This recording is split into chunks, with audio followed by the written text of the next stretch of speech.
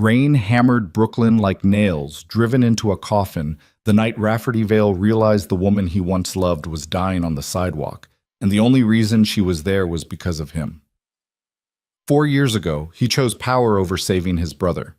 Now his brother's widow was selling her wedding ring for $40 in the freezing rain, and the most dangerous crime boss in South Brooklyn was about to make the worst decision of his life, bringing her home. If you want to know whether love can survive between two people destroyed by the same tragedy, stay until the end. Hit like and comment what city you're watching from, so I can see how far this story travels. The rain came down hard enough to drown memories, but Rafferty Vale's past refused to stay buried. He sat in the back of a black armored SUV parked across from a grimy bodega on Foster Avenue, watching his driver count cash for a protection payment. The neighborhood looked like it always did: broken streetlights, graffiti-tagged shutters, people hurrying past with their heads down. Nothing out of the ordinary. Nothing worth his attention. Then he saw her. At first, he didn't recognize the woman sitting on a piece of flattened cardboard outside the bodega. She wore a coat too thin for November, her hair hanging in wet tangles around a face he couldn't quite see.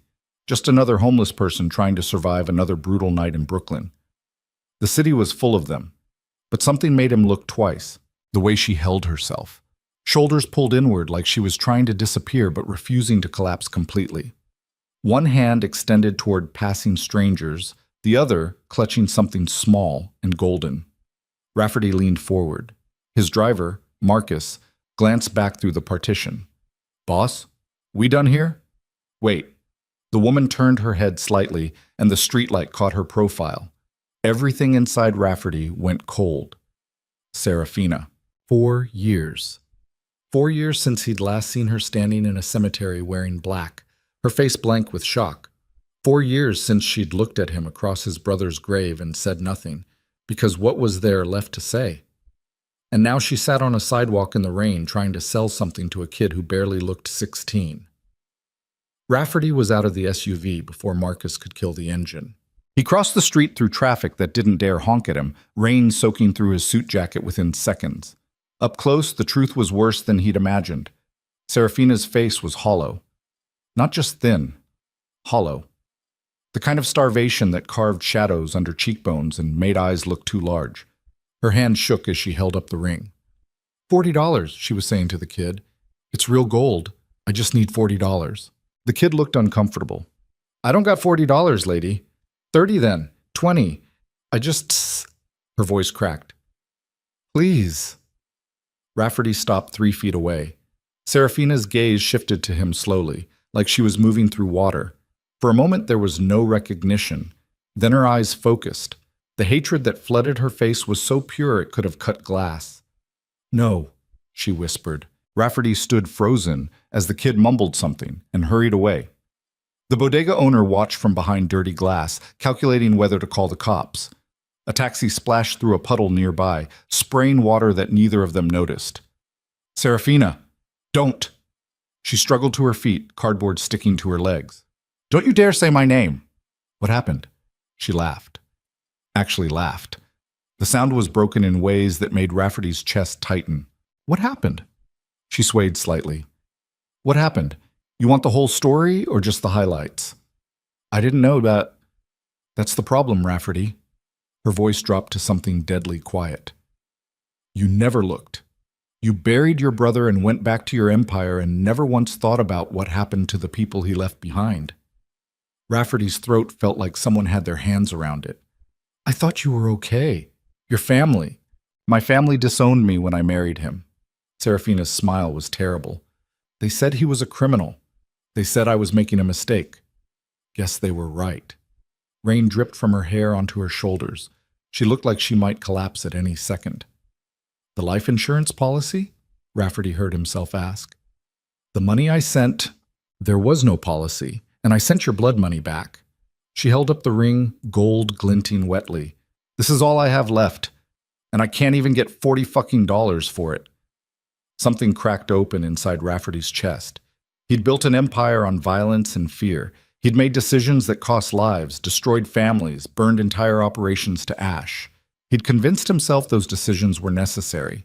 Strategic, the price of power. But standing on a rainy Brooklyn sidewalk looking at his brother's widow trying to sell her wedding ring, Rafferty Vale finally understood what his choices actually cost.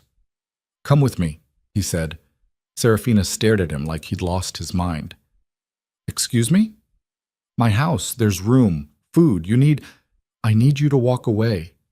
Her voice shook. "I need you to get back in your car and forget you saw me." "I can't do that." "Why not?" She stepped closer, rage burning through exhaustion. "You forgot about me for 4 years. What's a few more?" "Serafina, he talked about you constantly." The words came out raw. "Every day, every single day. My brother this, my brother that. He worshipped you, and you let him die."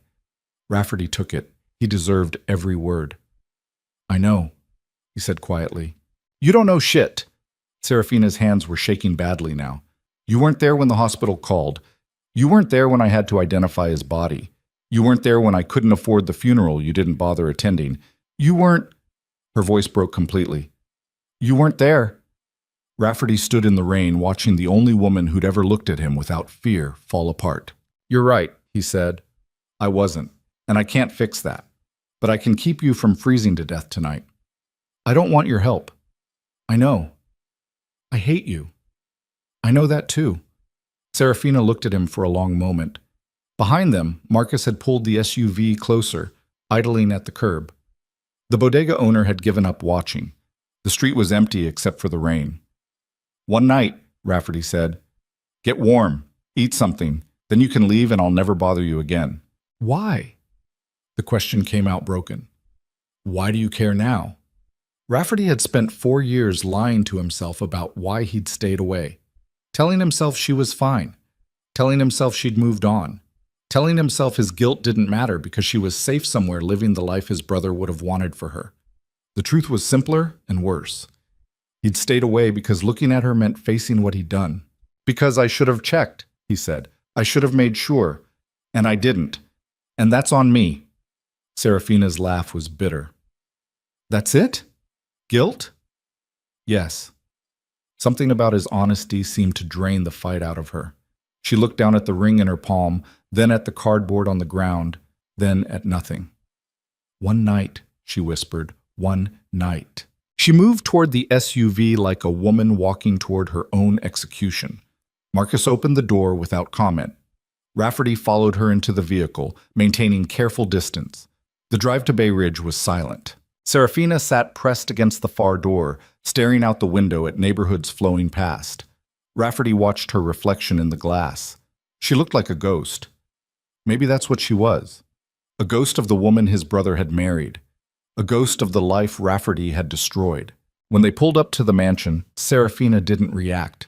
No shock at the size. No comment on the iron gates or the security cameras or the men stationed outside. She just climbed out and stood in the rain, waiting. "This way," Rafferty said. Inside, the house was exactly what it looked like from the outside. A fortress. Marble floors, dark wood, locked doors, silence heavy enough to suffocate. Evelyn appeared from the kitchen, wiping her hands on a towel. The housekeeper took one look at Serafina, and her expression shifted into something fiercely protective. "Get towels," Rafferty told her. "And food. Something warm." Evelyn nodded and disappeared. Serafina stood dripping in the entryway, clutching her ring like a talisman. She looked around slowly, taking in the expensive emptiness. "He would have hated this place," she said quietly. Rafferty felt the words like a knife. "I know. He wanted a small apartment, Brooklyn Heights maybe. Big windows, exposed brick, somewhere he could hear the city." "He told me." Serafina turned to face him. "Did you listen?" The question hung between them. Evelyn returned with an armful of towels and a compassion in her eyes that made Rafferty's chest ache.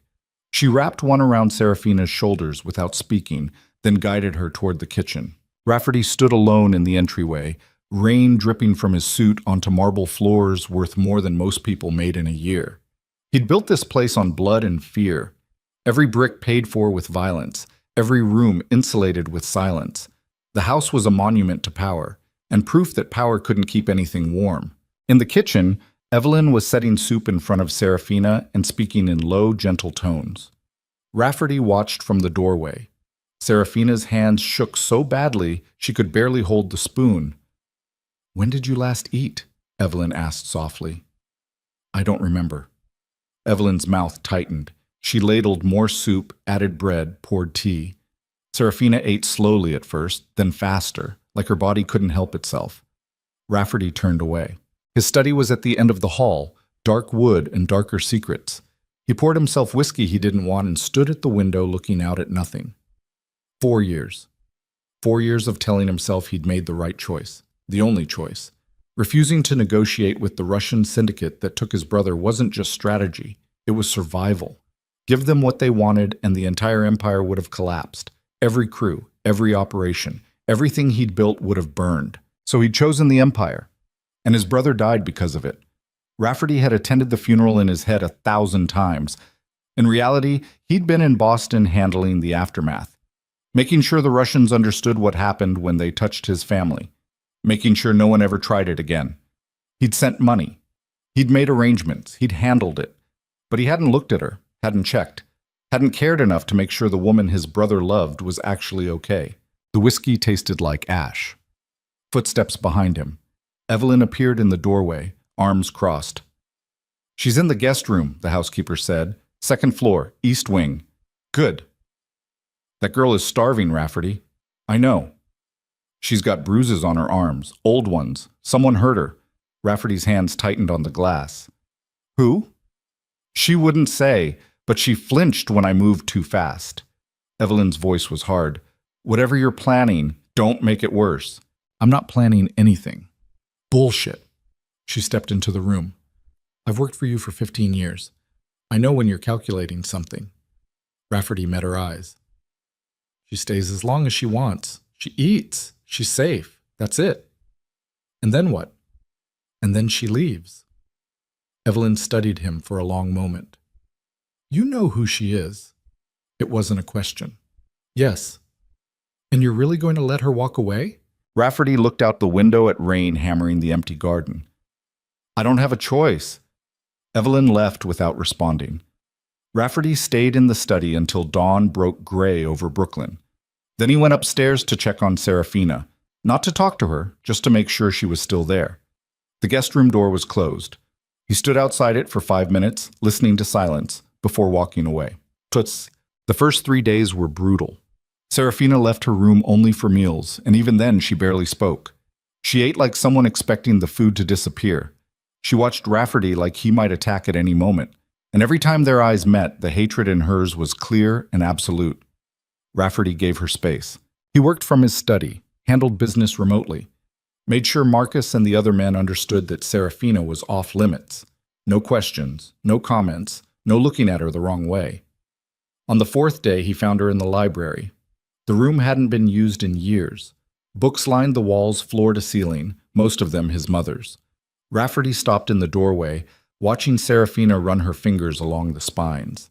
She pulled down a worn copy of Chekhov and opened it carefully. "Your brother loved Chekhov," she said without turning around. Rafferty's throat tightened. "I know. He used to read me The Lady with the Dog when he couldn't sleep." She flipped pages. "He'd do all the voices. Made it funny. Made me laugh even when the story was sad." "That sounds like him." Serafina turned to face him.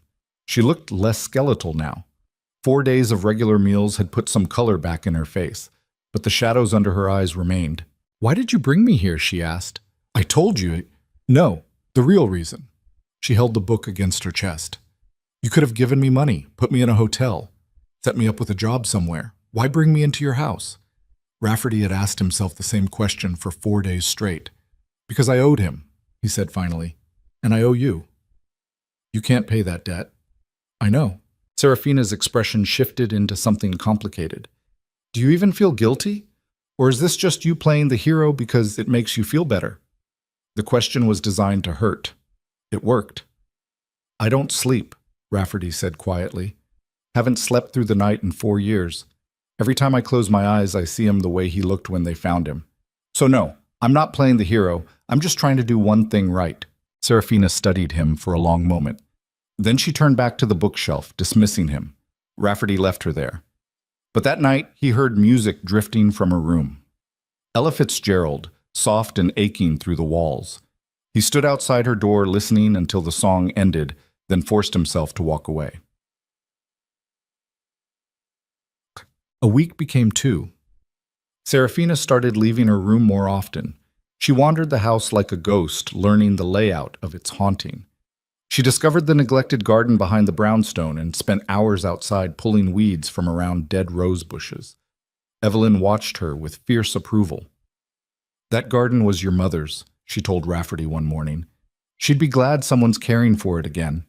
Rafferty said nothing. He watched Serafina from the study window.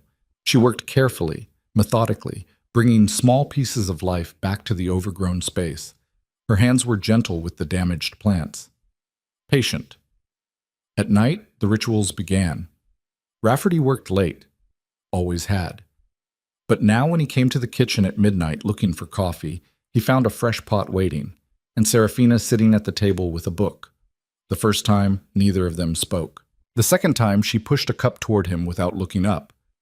The third time, she asked, "Do you always work this late?" "Yes." "Why?"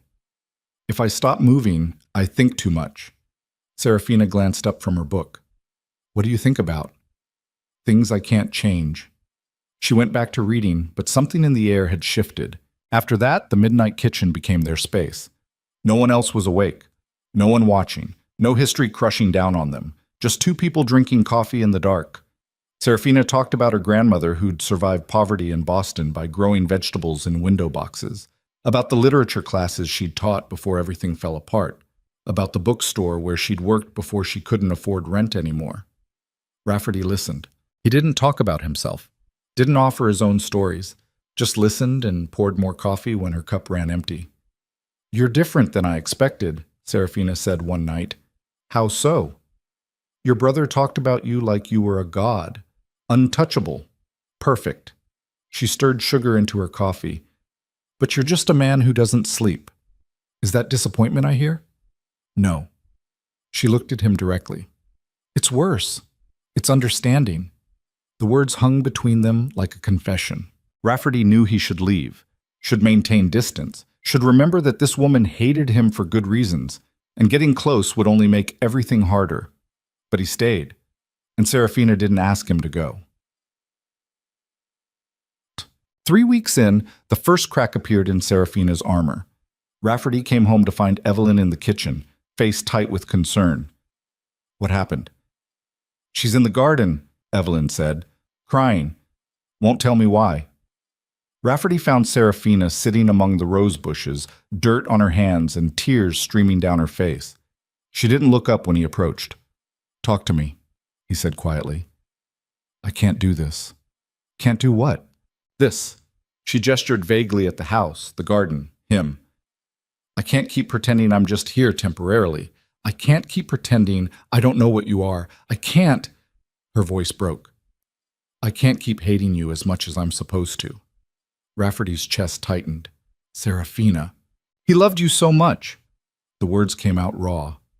Every story, every memory, it was always about his amazing older brother who built something from nothing, who protected the family, who was going to change everything. She looked up at him with devastated eyes. "How am I supposed to hate the person he loved most in the world?" Rafferty crouched down beside her, careful not to touch. "You hate me because I failed him. That's fair. But you're also the reason I'm alive right now." Serafina's hands shook. "If you hadn't found me that night, I'd be dead. I was so close, Rafferty. So fucking close. And you pulled me back. So what am I supposed to do with that?" The question had no good answer. "You survive," Rafferty said. "That's all. You survive and you figure out what comes next and you don't worry about what you're supposed to feel." "Is that what you do?" "No." He met her eyes. "I destroy things. It's all I know how to do." Serafina studied his face for a long moment. Then she did something that broke him completely. She reached out and touched the scar on his jaw, the one he'd gotten in the same fight that killed his brother. "This is from that night," she said quietly. "Yes." "Did it hurt?" "Not as much as what came after." Her fingers lingered on his skin. "I want to hate you." "I know." But I can't anymore. That's worse, Rafferty said. Serafina's hand dropped. I know. They sat in the garden until sunset painted the sky red, neither of them speaking, both of them understanding that something irreversible had just happened. Chat. Winter deepened into the kind of cold that made Brooklyn feel abandoned. Serafina's roses survived under careful protection. She spent hours winterizing the garden, building small structures to shield the fragile new growth. Rafferty watched her work with an intensity that should have scared him. The midnight conversations grew longer. They talked about books, about music, about the version of Brooklyn that existed before either of them was broken. Serafina asked questions about his mother, the woman whose garden she'd brought back to life. Rafferty told her stories he hadn't thought about in years. The way his mother used to sing in Italian while cooking, the way she'd made him promise to always protect his brother, the way she'd died disappointed in the man he'd become. She wouldn't be disappointed, Serafina said one night. You didn't know her. I know you, and I know that whoever you were when she died isn't who you are now. Rafferty wanted to believe her, wanted to believe that people could change, that choices could be unmade, that the blood on his hands could somehow be washed clean, but he knew better. I'm exactly who I've always been, he said. I just hide it better now. Serafina looked at him across the kitchen table, lamplight making shadows of them both. You really believe that? Yes. Then why did you save me? The question stopped him cold. Because he couldn't find words. Because you're not just the sum of your worst choices, Serafina finished for him. No one is. Rafferty stood abruptly. I should let you sleep. But as he turned to leave, Serafina spoke again. He wrote you letters. Did you know that? Rafferty froze. After we got married, she continued quietly, he wrote you letters about his life, about me, about how happy he was. He mailed them to your office. Did you ever read them? The truth was a knife. No, Rafferty admitted. I threw them away. Why? Because I was building an empire, and he was building a life, and I didn't want to see the difference. Serafina's expression cracked open. Do you regret it? Every day. She stood slowly, crossing the kitchen until they were only a foot apart, close enough that Rafferty could smell her shampoo, something clean and simple that didn't belong in his world. I found them, she whispered. What? The letters, after he died. In a box with my things. He'd kept copies. Her eyes shimmered. Every single one. And I read them over and over, trying to understand how someone could love a brother who didn't love them back. I did love him. Not enough. The words weren't angry, just true. You loved your empire more.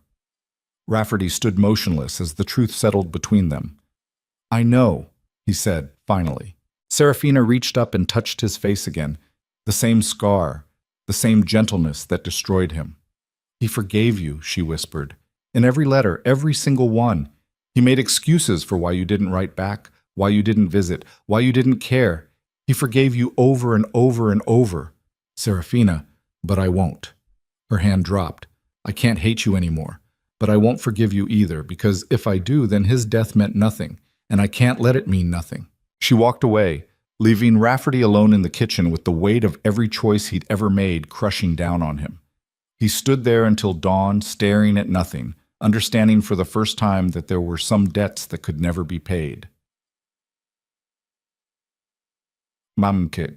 The snowstorm hit on a Thursday. Forecast called for 8 inches. Brooklyn got 18. The city ground to a halt, streets unplowed, subways delayed, everything buried under white. Inside the mansion, the heat worked fine, but the power flickered twice before Evelyn started lighting candles. Marcus and the other men were trapped at a safe house across town. Communication was spotty, and for the first time in years, Rafferty Vale was completely alone with the one person he shouldn't be. Serafina stood at the library window watching snow bury the garden. She'd been quiet all day, distant in a way that felt dangerous. We should eat something, Rafferty said from the doorway. I'm not hungry. Serafina, where's your study? The question caught him off guard. Why? I want to see it. There's nothing to see. She turned to face him, and the look in her eyes made his chest tighten. Show me. Rafferty knew he should refuse. should maintain the boundaries that were already too blurred, should remember that letting her into the room where he kept his secrets would only make everything worse. But he showed her anyway. The study looked like exactly what it was, a war room. Maps of territories on the walls, files stacked on every surface. A desk cluttered with documents marked with names of people who'd crossed him and disappeared. Serafina walked the perimeter slowly, taking it all in. She stopped at the map of Brooklyn covered in colored pins. "What are the red ones?" she asked. "Operations." "And the black?" "Casualties." There were more black pins than red. Serafina traced one with her finger. "Did you kill all of these people?" "No." "But you ordered it." "Some of them." She moved to the desk, running her hand over the files. "Does it ever bother you, knowing how many lives you've destroyed?" "Yes." "Then why do you keep doing it?" The question had too many answers. Because it was all he knew. Because stopping meant collapse. Because the empire his mother wanted him to build had consumed him completely. But Rafferty was tired of lying. "Because I'm good at it," he said quietly, "and I don't know how to be good at anything else." Serafina opened one of the desk drawers absently. "That's the saddest thing I've ever—" She stopped. Rafferty's stomach dropped. In her hand was a worn leather journal. "Don't," he said. But she was already reading. The journal had been his brother's. The one Rafferty found at the scene. The one filled with handwritten notes and memories, and a final entry dated the day before he died. Serafina read that entry in complete silence. Then she looked at Rafferty with an expression that made his blood freeze. "You knew," she whispered. "Serafina, you knew they might kill him. It's right here. He wrote about the negotiations, about you refusing their demands, about how scared he was." Her hand shook. "And you still refused." Rafferty had spent 4 years preparing for this moment.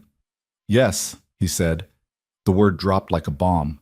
Serafina stared at him, the journal trembling in her grip. "Why?" "Because if I gave them what they wanted, the empire would have collapsed. Every operation, every crew, everything I'd built.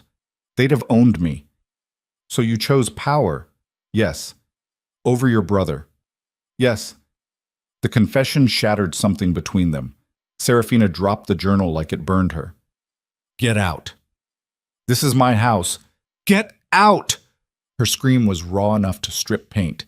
"Get out! Get out! Get out!" Rafferty left. He went to the kitchen, poured whiskey he didn't taste, and listened to Serafina destroy his study. Glass breaking, furniture overturning, 4 years of grief finally finding its voice. When the sound stopped, he found her sitting on the floor surrounded by wreckage, crying so hard she couldn't breathe. Rafferty stood in the doorway watching the woman his brother loved fall apart because of choices Rafferty had made. "I loved him," he said quietly. Serafina looked up, face devastated. "Not enough." "No," Rafferty agreed. "Not enough." And for the first time in his life, he told the complete truth. "I loved power more. I loved control more. I loved the empire more." His voice broke. And by the time I realized what I'd lost, it was too late. He was already dead, and you were already gone, and I couldn't take back any of it. Serafina sobbed openly now. "He worshipped you. I know. He would have died for you." He did. The words hung in the air like smoke. Outside, snow continued falling, burying Brooklyn under white. Inside, 2 people destroyed by the same tragedy sat in the wreckage of Rafferty's secrets, finally facing the truth neither of them could escape. "I can't forgive you," Serafina whispered. "I know. I don't even know if I can look at you anymore." "I know that too." She closed her eyes. "Then why do I keep staying?" The question had only one answer. "Because you don't want to be alone," Rafferty said. "And neither do I." Serafina looked at him across the destroyed study, and something in her expression shifted. Not forgiveness, not absolution, just recognition. They were both ruins, different kinds, different causes, but ruins all the same. "Tell me the rest," she said finally. "Everything, every choice, every reason, all of it." So Rafferty did. He told her about the night his brother was taken, about the demands, about the impossible choice between surrender and survival. About finding the body 3 days later in a warehouse in Red Hook. About the blood on the walls and the way his brother's hand still clutched a photo of Serafina. He told her about the aftermath, about hunting down every person responsible, about watching them beg before killing them anyway, about pouring 4 years of guilt into violence that solved nothing. And he told her the worst truth. "I'd make the same choice again," he said quietly. "If I had to. If the situation was identical, I'd choose the Empire, because that's who I am. That's all I know how to be." Serafina absorbed this in silence. Then she stood, walked to where Rafferty sat, and did something he never expected. She put her hand on his shoulder. "I believe you," she said, and somehow that was worse than her hatred. They cleaned the study together in silence, righted furniture, swept glass, restored order to chaos. When it was done, Serafina made scrambled eggs in the kitchen while Rafferty found a jar of sauce that was only slightly expired. They ate at the table without speaking, the storm raging outside. The truth settled between them like a third presence. After dinner, Serafina stood. "I'm leaving tomorrow." Rafferty's chest went tight. "The storm? When it's over then, but I'm leaving." "Where will you go?" "I don't know yet." She looked at him directly. "But I can't stay here. Not anymore. Not knowing what I know." Rafferty nodded slowly. "I understand." "Do you?" "Yes." Because he did. Finally, completely. Loving someone meant letting them go, even when it destroyed you, even when you wanted to use every ounce of power you possessed to make them stay, even when losing them meant losing the only good thing left in your ruined life. Serafina turned to leave, then stopped. "Thank you," she said quietly, "for saving me that night, for feeding me, for letting me hate you, for telling me the truth." "Serafina, but I meant what I said. I can't forgive you. And I can't keep pretending I might." She met his eyes one final time. "Your brother loved you, and you broke his heart, and mine, and I need to survive that somewhere that isn't here." She walked away. Rafferty sat in the kitchen listening to her footsteps fade upstairs, understanding that when morning came and the snow melted and the city dug itself out from burial, she would walk out of his house and his life forever. And he would let her, because that was the only choice he had left. But in the darkness of the storm, with truth finally spoken and lies finally burned away, Rafferty Vale allowed himself to wonder what might have been different if he'd chosen love over power just once. Just one time. 4 years ago. When it might have mattered, the storm broke before dawn. Rafferty woke to silence, the kind that follows violence when the world holds its breath waiting to see what survives. He hadn't slept, just lay in his bed staring at the ceiling, counting the hours until Serafina walked out of his life forever. 5 hours. Maybe 6 if the streets were still bad. He got up, showered, dressed in the dark. Downstairs, the house felt emptier than usual. No coffee brewing, no music from Serafina's room. Just the hollow echo of his footsteps on marble. In the kitchen, he started coffee himself. His hands were steady. They were always steady. Years of violence had taught him how to keep his body under control even when his mind was tearing itself apart. The sun rose gray over Brooklyn. Rafferty stood at the window watching the city dig itself out. Plows scraped through streets, early risers shoveled sidewalks. Life returning to normal like the storm had never happened. Behind him, footsteps. Serafina appeared in the doorway wearing the same clothes she'd arrived in, the too-thin coat, the worn jeans. Her bag sat at her feet, everything she owned in the world fitting in something the size of a backpack. "Coffee?" Rafferty asked. No. She didn't sit, just stood there holding herself like she might fall apart if she let go. "The roads are clear," he said. "Marcus can drive you anywhere you want. I'll walk." "Serafina, I need to walk." Her voice was flat, empty. "I need to leave here the same way I came, on my own." Rafferty understood. Taking his help now, even a car ride would feel like surrender, like accepting that she needed him, and she couldn't afford to need the man who'd destroyed her life. "Where will you go?" he asked. "Does it matter?" "Yes." She looked at him for a long moment. "There's a shelter in Sunset Park. I stayed there before. They'll take me back until I find work." The words hit like a punch. A shelter. She was going back to a shelter rather than stay in a mansion with heat and food and safety, because safety meant nothing if it came from the person who'd taken everything else away. I can help you find an apartment, Rafferty said carefully. Pay first and last month. Security deposit.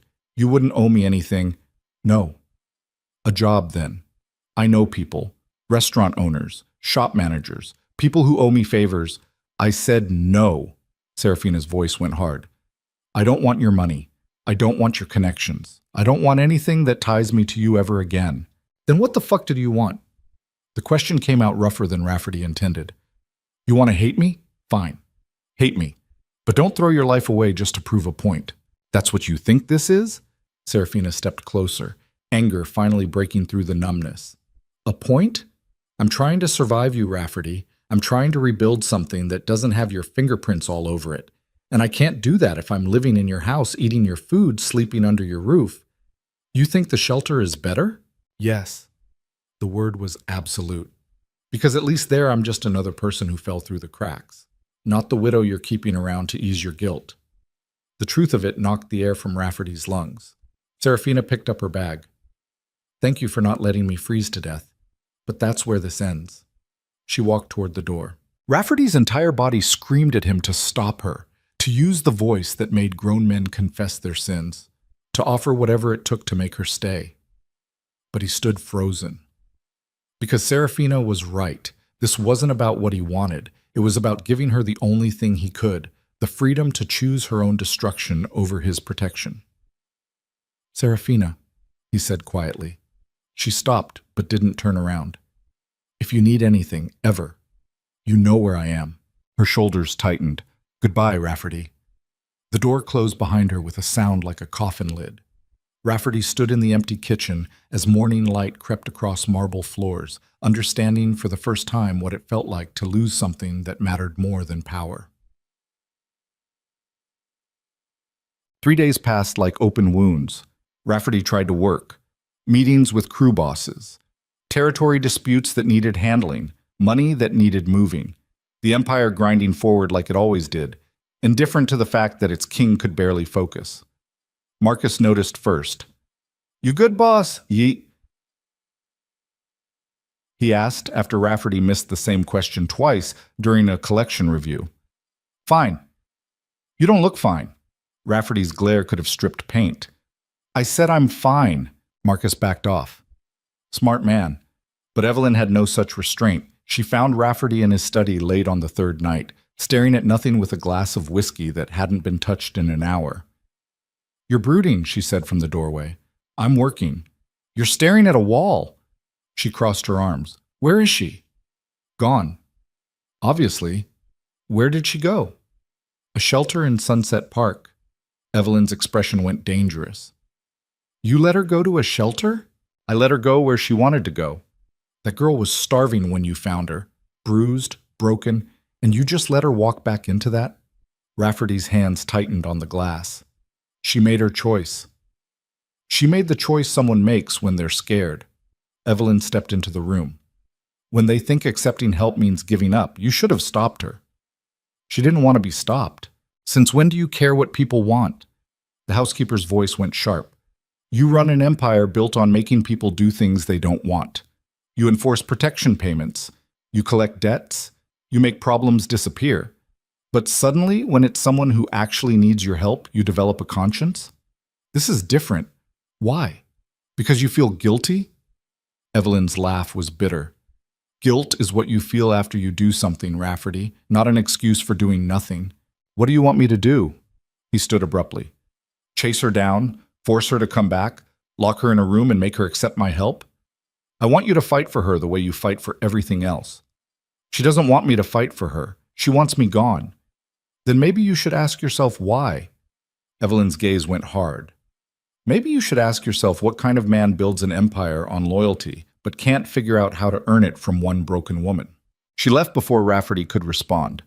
He stood alone in the study, Evelyn's words cutting deeper than any knife. The truth was, he didn't know how to fight for Serafina. Violence he understood. Intimidation, strategy, control. But caring about someone without owning them? Helping someone who hated him?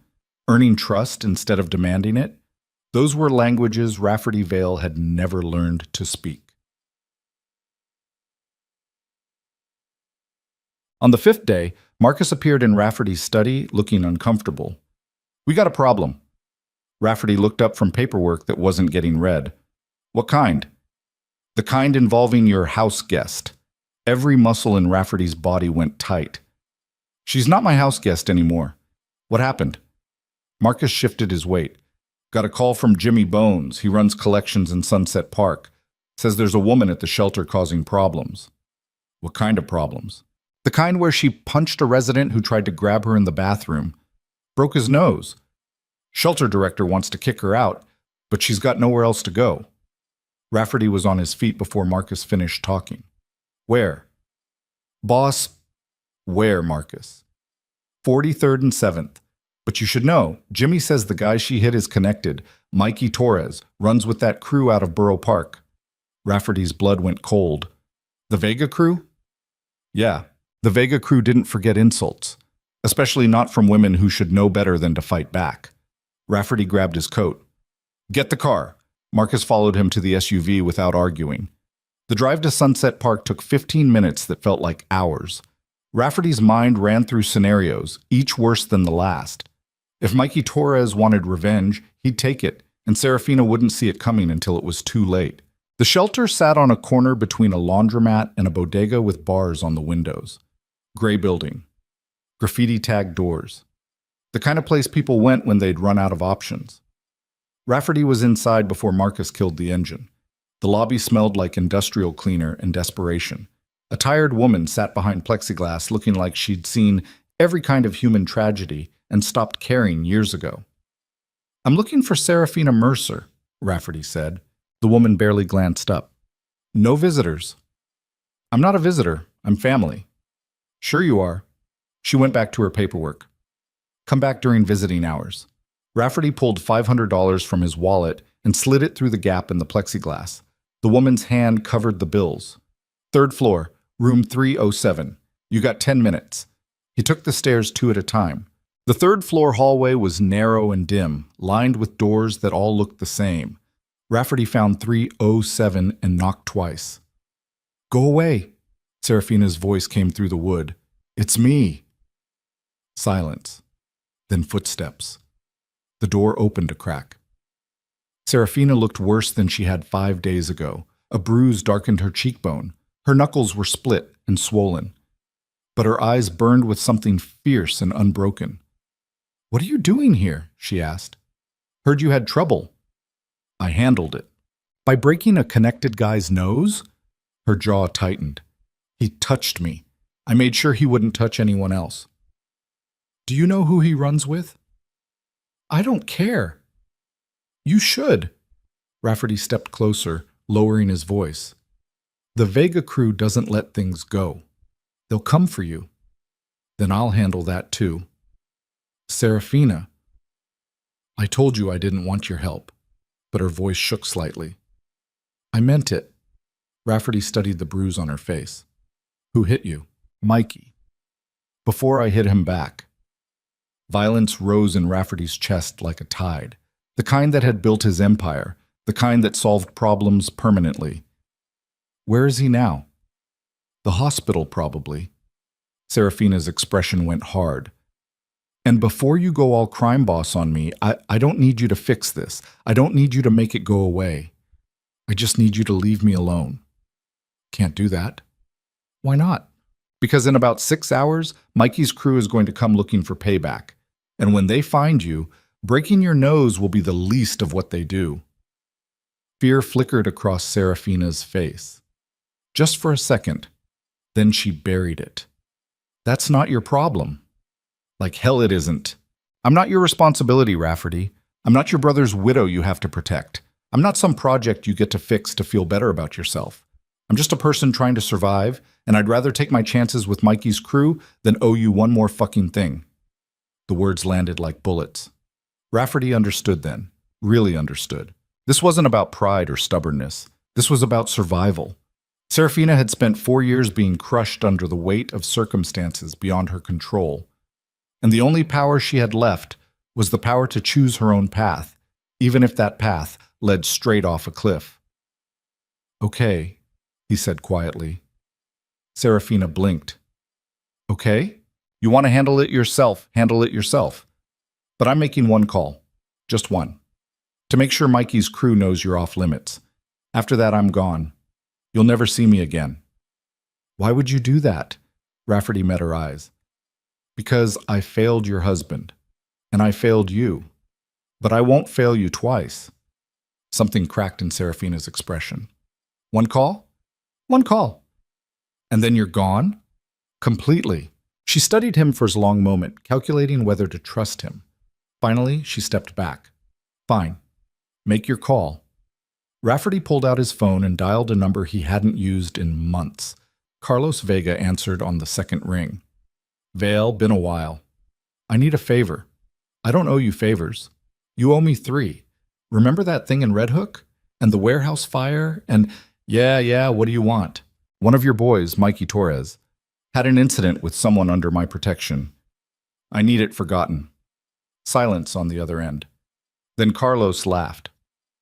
Mikey said some crazy bitch broke his nose at a shelter. That's one of yours?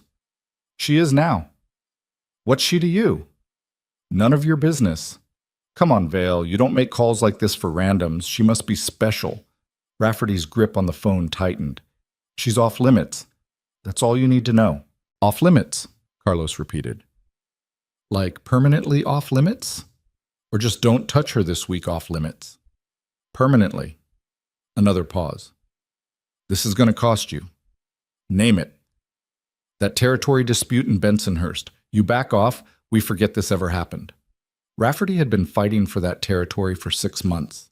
It was worth close to $1 million a year in revenue. Giving it up would be a significant loss.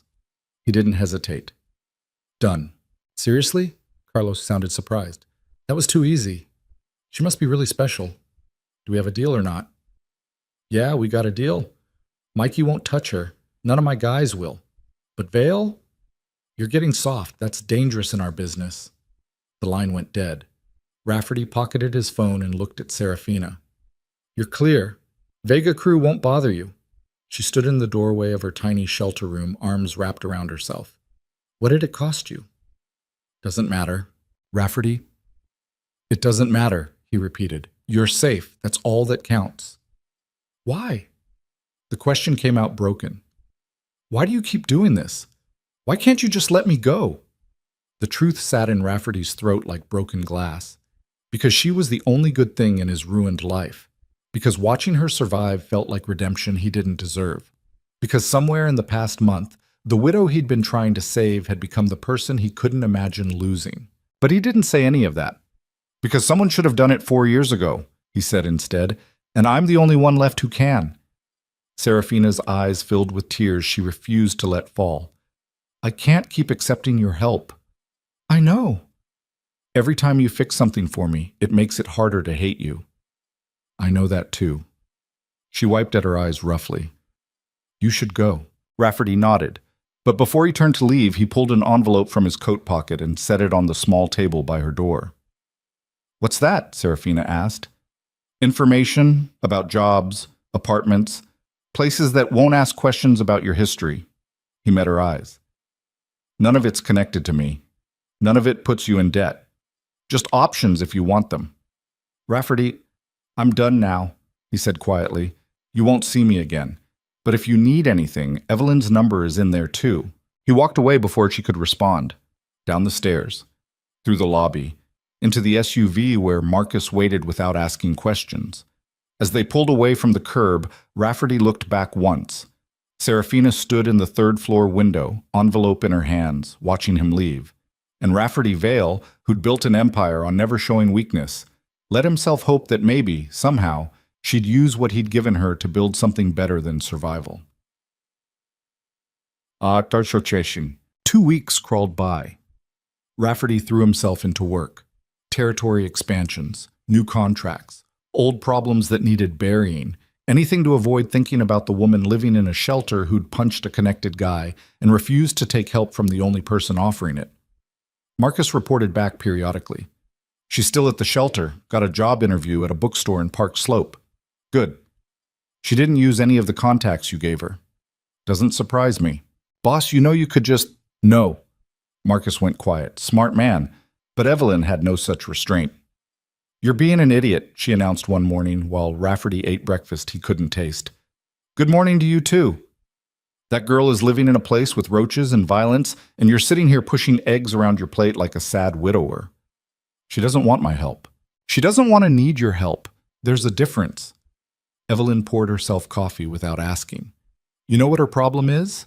She thinks accepting anything from you means she's weak, means she's giving up, means she's betraying her dead husband. She's probably right. She's absolutely wrong. The housekeeper sat across from him.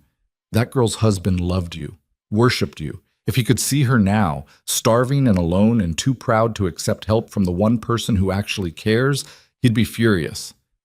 Rafferty's hands stilled. You didn't know him. I know you, and I know guilt when I see it. Evelyn's voice softened. You can't bring him back, Rafferty. You can't undo what happened, but you can make sure his widow doesn't destroy herself trying to prove she doesn't need you. How? She won't take my money, won't use my connections, won't even talk to me. Then stop offering help. Evelyn met his eyes. And start offering her. What does that mean? It means stop treating her like a problem to solve. Stop throwing money and influence at her like that's all you have to give.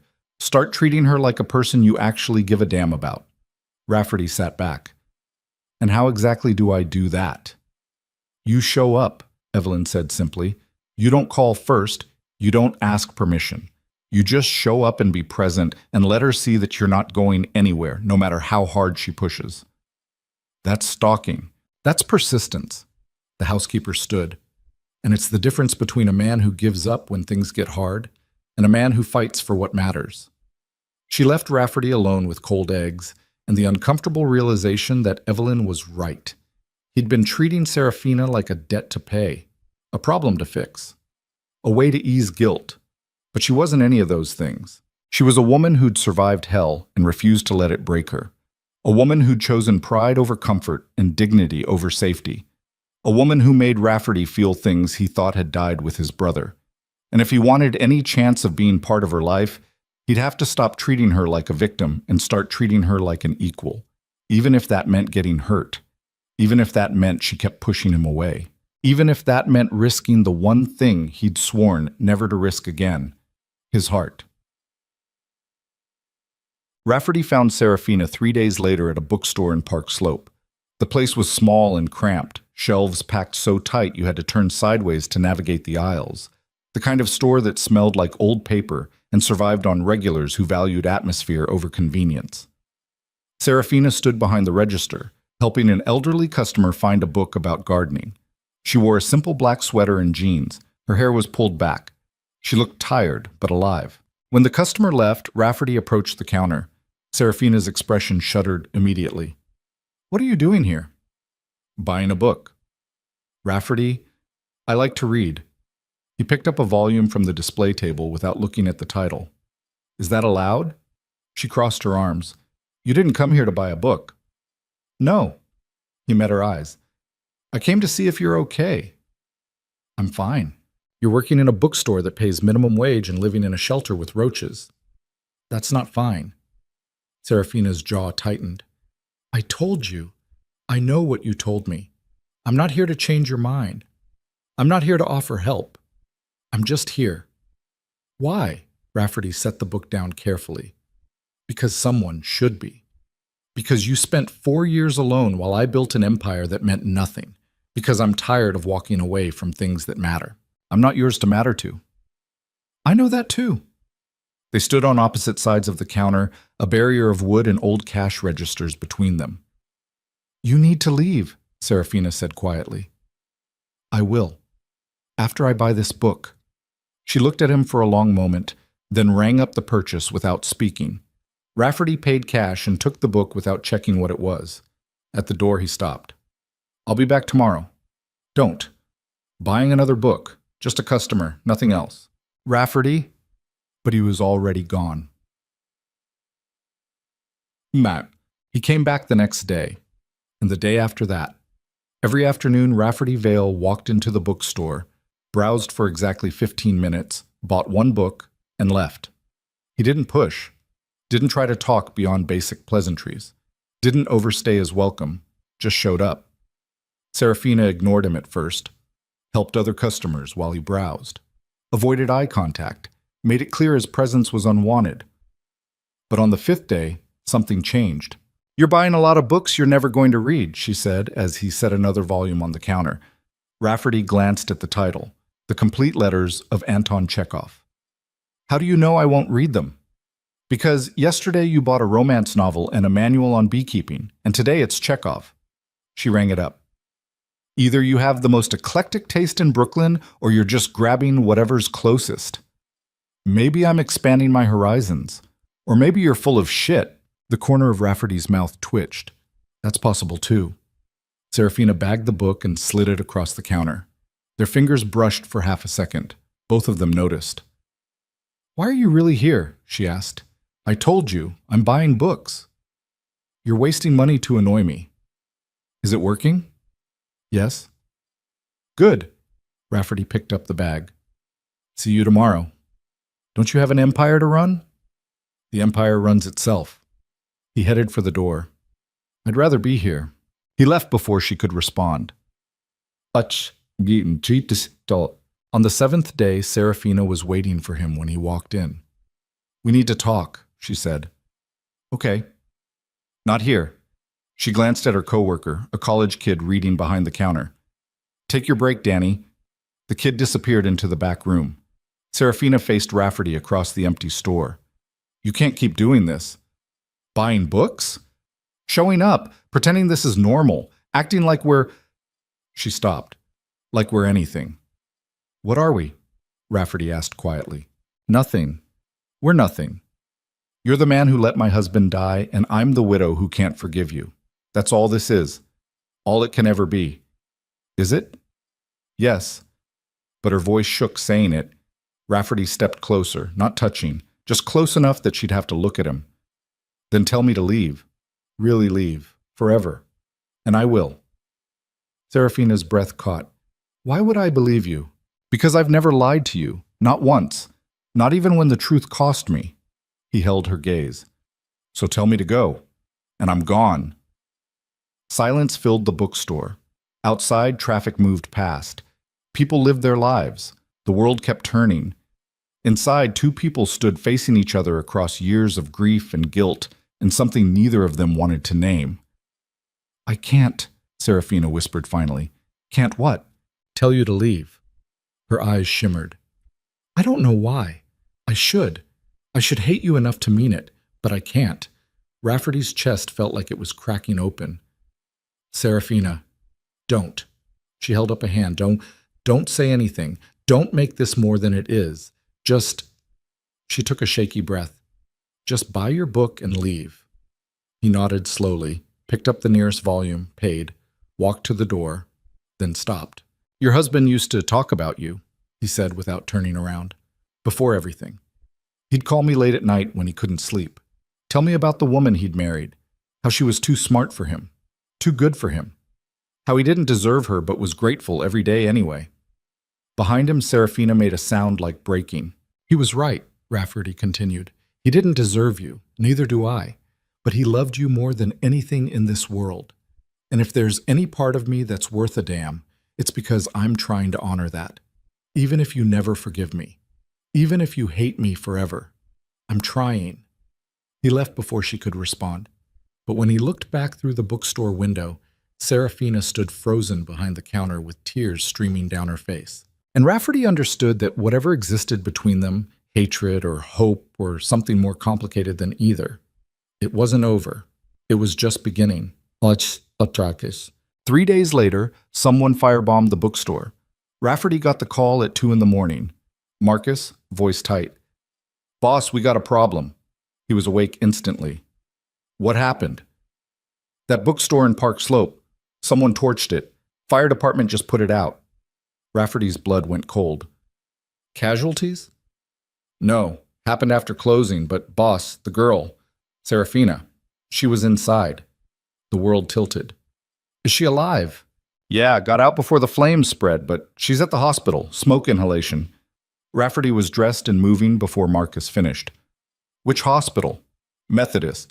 But boss, there's something else. What? This wasn't random. Someone left a message, said next time they won't miss. The pieces fell into place. This was Mikey Torres. Had to be.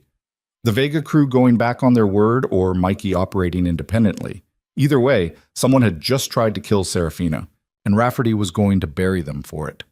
Get everyone, he said into the phone.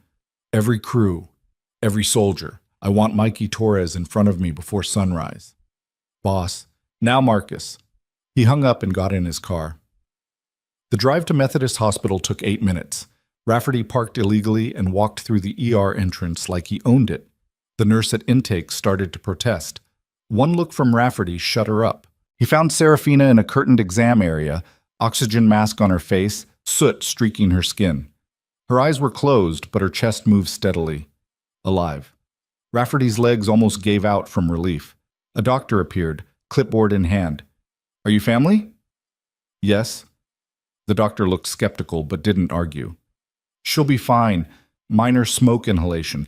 We want to keep her overnight for observation, but there's no permanent damage. Rafferty nodded, unable to speak.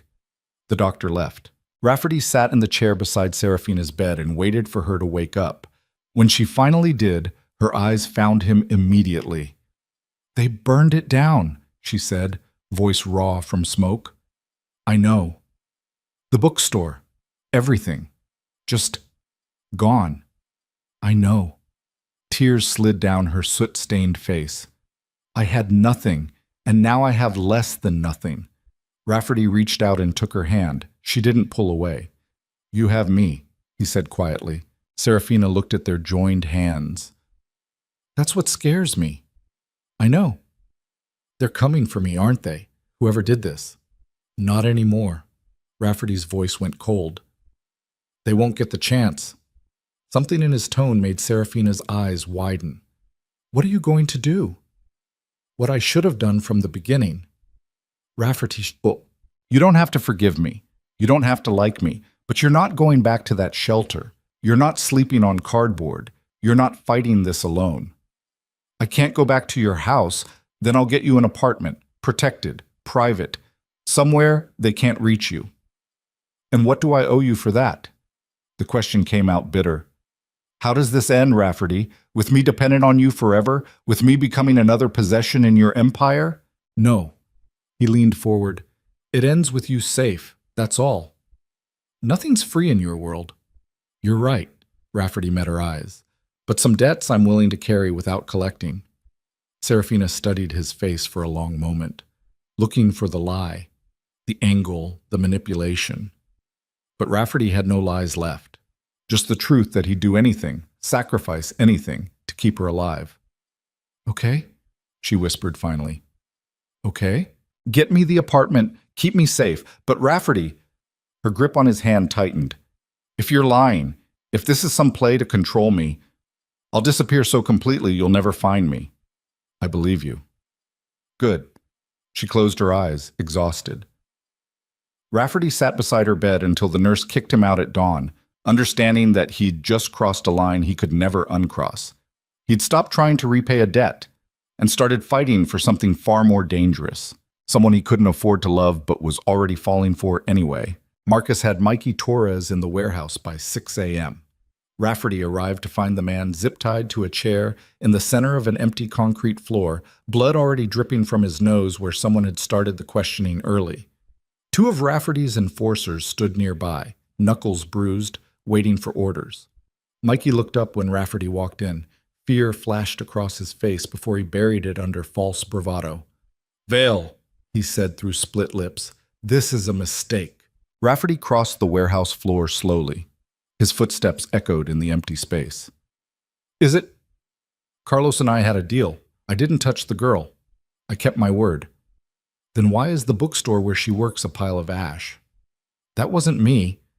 Rafferty's fist connected with Mikey's jaw before the lie finished forming. The chair tipped backward, slamming Mikey's head against concrete. Blood sprayed across the floor. Try again, Rafferty said quietly. One of the enforcers righted the chair. Mikey spat blood and a tooth. Fuck you. I didn't do it. Someone left a message, said next time they won't miss. That sound like anyone you know? Could be anyone. The girl made enemies. Another hit. This time, Rafferty's knuckles split open against Mikey's cheekbone. The pain felt distant, irrelevant. She made one enemy, Rafferty said. You.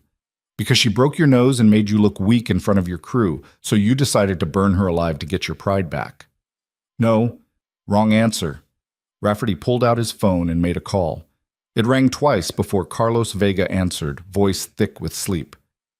This better be good, Vale. I have Mikey Torres in front of me. He says he didn't firebomb the bookstore in Park Slope last night. Silence on the other end. Then, what bookstore? Rafferty's blood went cold. The one where Serafina works. Someone torched it, left a message. And you think Mikey did it? He's the only one with motive. He's an idiot, but he's not suicidal. Carlos sounded genuinely confused. I told him to stay away from your girl. He knows what happens if he crosses me. Then who? I don't know. But it wasn't us. Carlos paused. Vale, if someone's coming after your woman, it's not the Vega crew. We got no beef with you, and we sure as hell wouldn't break our word over a broken nose. The truth settled in Rafferty's chest like ice. If it wasn't Mikey, then someone else was targeting Serafina. Someone with a different reason. Someone Rafferty hadn't seen coming. My mistake, he said into the phone. You gonna kill him anyway? Rafferty looked at Mikey, bloodied and terrified, but telling the truth. No. Good. Because if you did, we'd have problems, and I don't want problems with you. The line went dead. Rafferty turned to his enforcers. Cut him loose, get him cleaned up, send him home. The men looked confused but obeyed. Mikey stared at Rafferty through swollen eyes. Just like that? Just like that. What changed? I believe you. Rafferty crouched down to eye level. But Mikey? If I find out you're lying, I'll kill everyone you love before I kill you. Understand? Mikey nodded frantically. Good. Get out. They cut the zip ties. Mikey stumbled to his feet and ran for the door like the building was on fire. Marcus appeared from the shadows. Boss, if it wasn't the Vega crew, then we're looking in the wrong direction. Rafferty's mind raced through possibilities. Who else would want her dead? Could be random, wrong place, wrong time. With a message? No. This was targeted. Rafferty pulled out his phone and called the hospital. I need to speak to Serafina Mercer, room 412. The nurse connected him. Serafina answered on the second ring, voice still rough. Rafferty? I need you to think carefully. In the past month, has anyone threatened you, followed you, said anything strange? What? Why? Just answer. Silence. Then, there was a guy. At the shelter. A few weeks ago. Rafferty's grip on the phone tightened. What guy? I don't know his name. He was asking questions about me. About where I worked. Where I was from. Her voice went uncertain. He said he knew my husband. Every alarm in Rafferty's head started screaming. What did he look like? Tall? Maybe 50? Graying hair, expensive clothes that didn't fit the neighborhood. She paused. He had a scar across his knuckles. I noticed because he kept rubbing it. Rafferty knew that scar. He'd put it there himself. 6 years ago, during a territory war with a crew out of Queens, the leader had been a man named Vincent Corso. Ruthless, smart, connected enough to be dangerous, but not strong enough to hold territory against Rafferty's expansion. The war had ended when Rafferty killed Vincent's younger brother in a firefight, not on purpose, just collateral damage during a collection gone wrong. Vincent had sworn revenge, but then he'd disappeared, dropped off the radar completely, and Rafferty had forgotten about him, but Vincent hadn't forgotten. Serafina, Rafferty said carefully, do you remember anything else about him? He gave me money. Said it was for coffee. I told him I didn't want it, but he left it anyway. Her breath caught. Rafferty, what's going on? Stay at the hospital. Don't leave until I get there. You're scaring me. Good. Be scared. Lock your door. Don't let anyone in except nurses you recognize. I'm on my way. He hung up and turned to Marcus. Vincent Corso. Find him. Now. Marcus went pale. Corso? I thought he was dead. So did I. But he's alive. And he's been watching Serafina. Rafferty headed for the door. Get every crew on the street, check his old haunts, talk to anyone who might have seen him. I want him in front of me by noon. And if we can't find him, then we pray he makes a mistake before he kills her. The hospital felt different in daylight. Rafferty walked past security without slowing, took the stairs to the 4th floor, and found Serafina's room with its door closed and a uniformed cop stationed outside. The cop started to speak. Rafferty pulled out his wallet and showed him a badge that wasn't real, but looked real enough. I'm with her, he said. The cop hesitated, then stepped aside. Inside, Serafina sat upright in bed, still wearing the hospital gown, soot washed from her face, but fear etched deep in her eyes. What's happening? She asked immediately. Rafferty closed the door. The man who approached you at the shelter. His name is Vincent Corso. He runs a crew out of Queens. I don't understand. Why would he? Because 6 years ago I killed his brother during a territory dispute, and now he's decided to settle the debt by taking someone from me. The color drained from Serafina's face. Taking someone? You mean killing me? Yes, because of you. Because of something you did 6 years ago that has nothing to do with me. Yes, she laughed. The sound was broken and terrible. Of course this is happening, because being your brother's widow wasn't punishment enough. Now I get to die because you killed someone else's brother. The parallel wasn't lost on Rafferty. I won't let that happen. How? You didn't even know he was coming. You thought it was Mikey. You were wrong. Her voice rose. How many other people want revenge on you, Rafferty? How many other ghosts from your past are waiting to put a bullet in someone you care about? I don't know. That's not good enough. I know. Rafferty moved closer. I know it's not good enough. I know you're in danger because of me. I know this is my fault. But right now, we don't have time to assign blame. We need to keep you alive. Serafina's hands shook in her lap. I can't do this. I can't live like this. Looking over my shoulder, waiting for someone to... Her voice broke. I just wanted to work at a bookstore. I just wanted to be normal again. Rafferty crouched beside her bed. You will be. I promise. Don't promise me anything. Tears streamed down her face. Every promise you make turns to ash. Your brother believed in you, and he died. I trusted you to keep me safe, and someone burned down my job. So don't promise me shit, Rafferty. Just tell me the truth. What truth? Can you actually protect me? Or am I already dead and we're just waiting for it to happen? The question cut deeper than any knife. Rafferty could lie, could tell her everything would be fine, could offer false comfort that might ease her fear for a few hours. But Serafina deserved better than lies. I don't know, he said quietly. Vincent is smart, patient. If he's been planning this for 6 years, he's thought through every angle, every weakness, every way I might try to protect you. So what do I do? You let me move you somewhere safe, somewhere even Vincent can't reach, and you trust that I'll end this before he gets another chance. And if you can't, Rafferty met her eyes, then I die making sure he doesn't touch you. Serafina studied his face, looking for the calculation, the strategy, the empire builder making promises he wouldn't keep. But Rafferty had no strategy left, just the desperate certainty that losing Serafina would destroy whatever remained of his humanity. Okay, she whispered finally. Okay? Move me. Hide me. Do whatever you have to do. Her gaze hardened. But Rafferty, when this is over, when Vincent's gone and I'm safe, I'm done. I'm leaving Brooklyn, leaving New York, leaving everything connected to you behind, because I can't keep being collateral damage in your wars. The words landed like bullets. Rafferty nodded slowly. I understand. Do you? Yes. Because he did. Finally. Completely. Loving Serafina meant accepting that she would leave, that she would choose safety over whatever existed between them, that she would survive him and move on and build a life somewhere he couldn't reach. And if that's what it took to keep her breathing, Rafferty would burn his entire empire to make it happen. The safe house was in Red Hook, Old warehouse converted into living space, 3 floors up with steel doors and reinforced windows.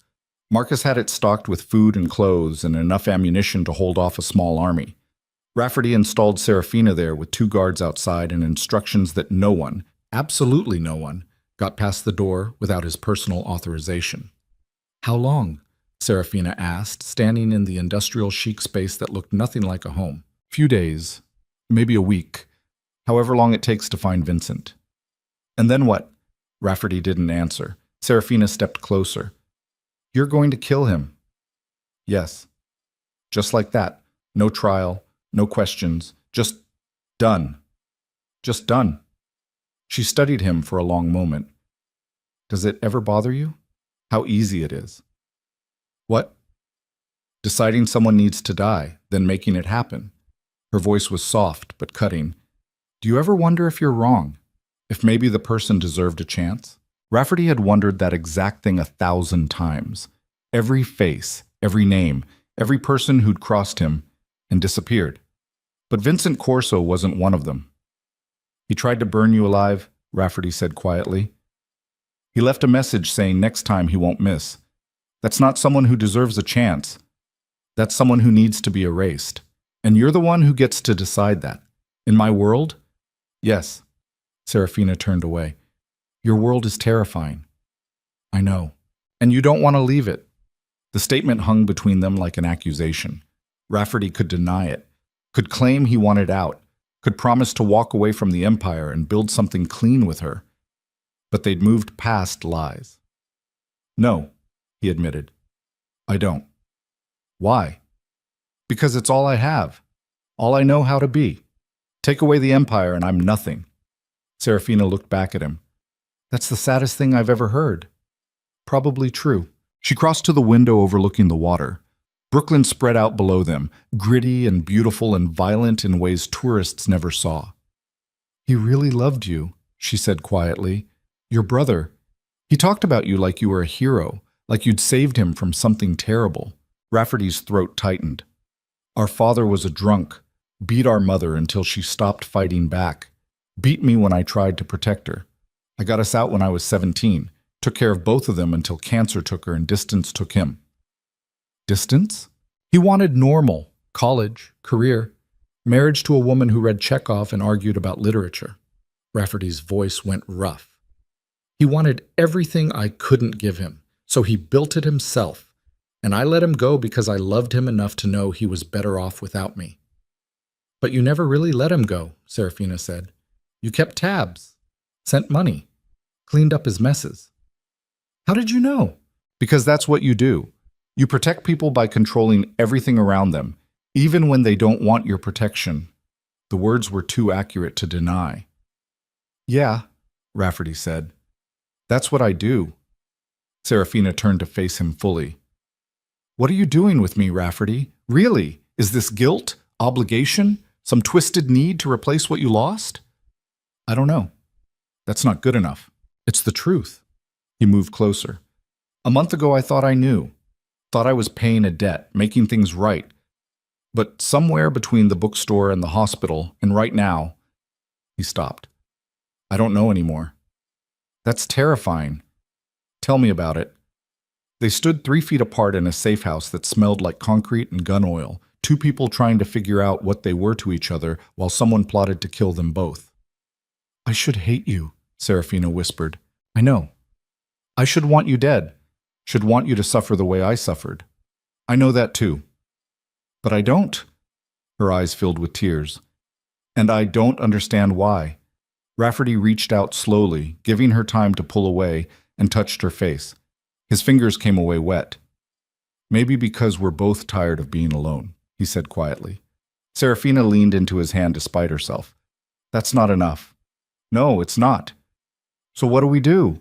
Rafferty had built an empire on having answers, on seeing 3 moves ahead, on never being caught unprepared. But standing in a safe house with his brother's widow crying in his arms, he had no answers left. We survive Vincent, he said finally, then we figure out the rest. Serafina pulled away. And if we don't survive, we will. You can't know that. No. Rafferty met her eyes. but I can make damn sure he dies trying. Marcus called 4 hours later with bad news. Vincent's gone underground. No one's seen him. No one knows where he's holed up. His voice was tight. Boss, this guy's a ghost. Rafferty stood on the roof of the safe house, watching sunset paint Brooklyn red. He's not a ghost. He's careful. There's a difference. Careful enough that we can't find him. Then we make him come to us. How? Rafferty's mind worked through options, discarding each one as too slow or too risky or too likely to get Serafina killed. Then one idea surfaced, terrible and dangerous and exactly the kind of play Vincent wouldn't expect. Spread the word, Rafferty said. Tell everyone, every crew, every informant, every person on our payroll that Serafina's dead, that the fire killed her, that I'm hunting whoever did it. Marcus went quiet. Boss, do it. Tonight. Make sure it reaches Vincent. And then what? Then we wait for him to celebrate, to let his guard down, to think he won. Rafferty's voice went cold. And when he surfaces, we kill him. This is a big risk. If Vincent figures out it's a trap, he won't, because he wants this too badly. He's been waiting 6 years for revenge. When he thinks he got it, he'll need to see the proof, need to gloat, need to make sure I know he won. And if you're wrong, then I die. But Serafina lives. That's the only outcome that matters. Marcus sighed. I'll spread the word. Do it quietly. Make it feel like something people aren't supposed to know. Rumors are more believable than announcements. Understood. The line went dead. Rafferty stood on the roof watching the city he'd conquered spread out below him, understanding that he'd just bet everything. His empire, his life, his future, on a lie Vincent Corso might not believe. But the alternative was waiting for Vincent to strike again, and Rafferty was done waiting. Well, the rumor spread like fire through dry grass. By midnight, every crew in Brooklyn knew that Serafina Mercer had died in the bookstore fire, that Rafferty Vale was hunting the person responsible, that bodies were going to drop until he got his revenge. Marcus monitored the chatter. It's working. People are talking. Someone will tell Vincent. Good. Rafferty sat in his study, whiskey untouched on the desk. How's she holding up? The girl? Angry. Wants to know why you're telling people she's dead. She doesn't need to know the plan. Boss, if this goes wrong, it won't. But Rafferty's hand shook slightly when he said it, because the truth was he didn't know if the plan would work, didn't know if Vincent would take the bait, didn't know if keeping Serafina in the dark was protection or cruelty. He just knew he couldn't lose her. Not to Vincent, not to anyone. Even if saving her meant lying to her one more time. Vincent surfaced on the third day, not in person, through an intermediary, a low-level runner who approached Marcus outside a bar in Bensonhurst with a message. Vincent Corso wants to meet. Marcus relayed this to Rafferty immediately. It's a trap, obviously. So we're not going. We're absolutely going. Rafferty checked the clip in his gun. Where and when? Red Hook, the old fish market, tonight at 11. The same place Rafferty had killed Vincent's brother 6 years ago.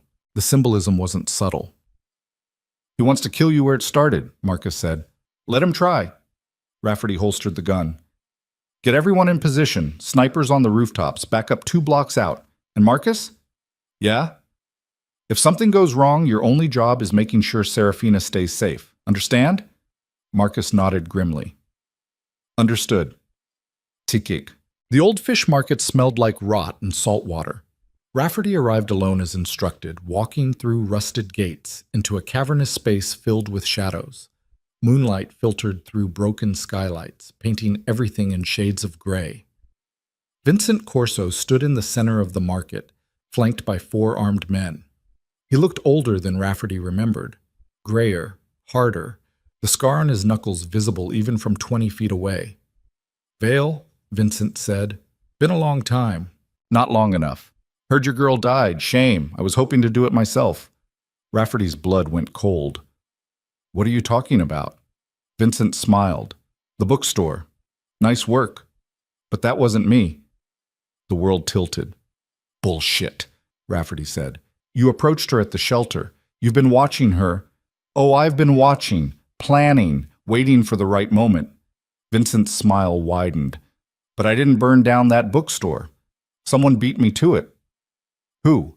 How should I know? Maybe you pissed off someone else. Maybe the girl's got her own enemies. Vincent shrugged. Either way, she's dead now. So my revenge is going to have to settle for killing you instead. Rafferty's mind raced. If Vincent didn't burn the bookstore, then someone else had. Someone else was targeting Serafina, and Rafferty had been chasing the wrong enemy. You're lying, he said. Am I? Vincent pulled out his phone and showed Rafferty a series of photos. Serafina at the shelter. Serafina at the bookstore. Serafina walking home at night, all dated before the fire. I was going to take my time, Vincent said. Make it hurt, make you watch. But someone else got there first and robbed me of my fun. So now, he nodded to his men. Now I just kill you and call it even. The 4 guards raised their weapons. Rafferty's hand moved to his gun. Then gunfire erupted from the rooftops. Marcus's snipers, right on time. Vincent's men dropped before they could fire. The crime boss dove for cover behind a rusted fish cart as bullets chewed through metal. Rafferty ran. Not toward Vincent, toward the exit. Because if Vincent wasn't the one who burned the bookstore, then Serafina was still in danger, and Rafferty had left her alone. Behind him, Marcus's men poured into the fish market. Gunfire echoed. Vincent screamed orders. But Rafferty was already gone. Running for his car. Running for the safe house. Running toward the woman he'd promised to protect from the wrong enemy. His phone rang. Unknown number. Rafferty answered while driving. What? A woman's voice, smooth, familiar in a way that made his blood freeze. Hello, Rafferty. He knew that voice. Elaine, he whispered, his brother's first wife. The woman he'd been married to before Serafina. The woman who'd disappeared after the divorce with a settlement big enough to disappear comfortably. The woman Rafferty had forgotten about completely. Surprised? Elaine asked. You should be. You ruined my life, Rafferty. Turned my husband against me. Made him fall in love with someone else. Then got him killed. What do you want? I wanted you to suffer. Wanted you to lose someone you loved the way I lost him. Her voice went cold. But then I realized something. You don't actually love anyone, do you? You just collect people, use them, throw them away when they're not useful anymore. Elaine, if you hurt her. Hurt her? Oh, Rafferty, I already did. The line went dead. Rafferty's hands tightened on the wheel so hard his knuckles went white. He called Marcus. No answer. He called the guards at the safe house. No answer. He called Serafina. The phone rang once before someone picked up. Not Serafina. Elaine. Looking for her? His ex-sister-in-law asked sweetly. She's right here, sleeping peacefully, for now. Where are you? Somewhere you'll never find us in time. But don't worry, I'm not going to kill her. Elaine's voice turned venomous. I'm going to make her wish she was dead, just like your brother made me wish I was dead, just like you made everyone who ever trusted you wish they'd never met you. Elaine, listen to me. No. You listen. You have 24 hours to decide, your empire or her life.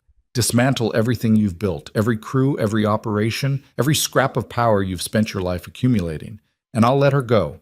Keep your empire, and I'll make sure she suffers every single day for the rest of her very long, very painful life.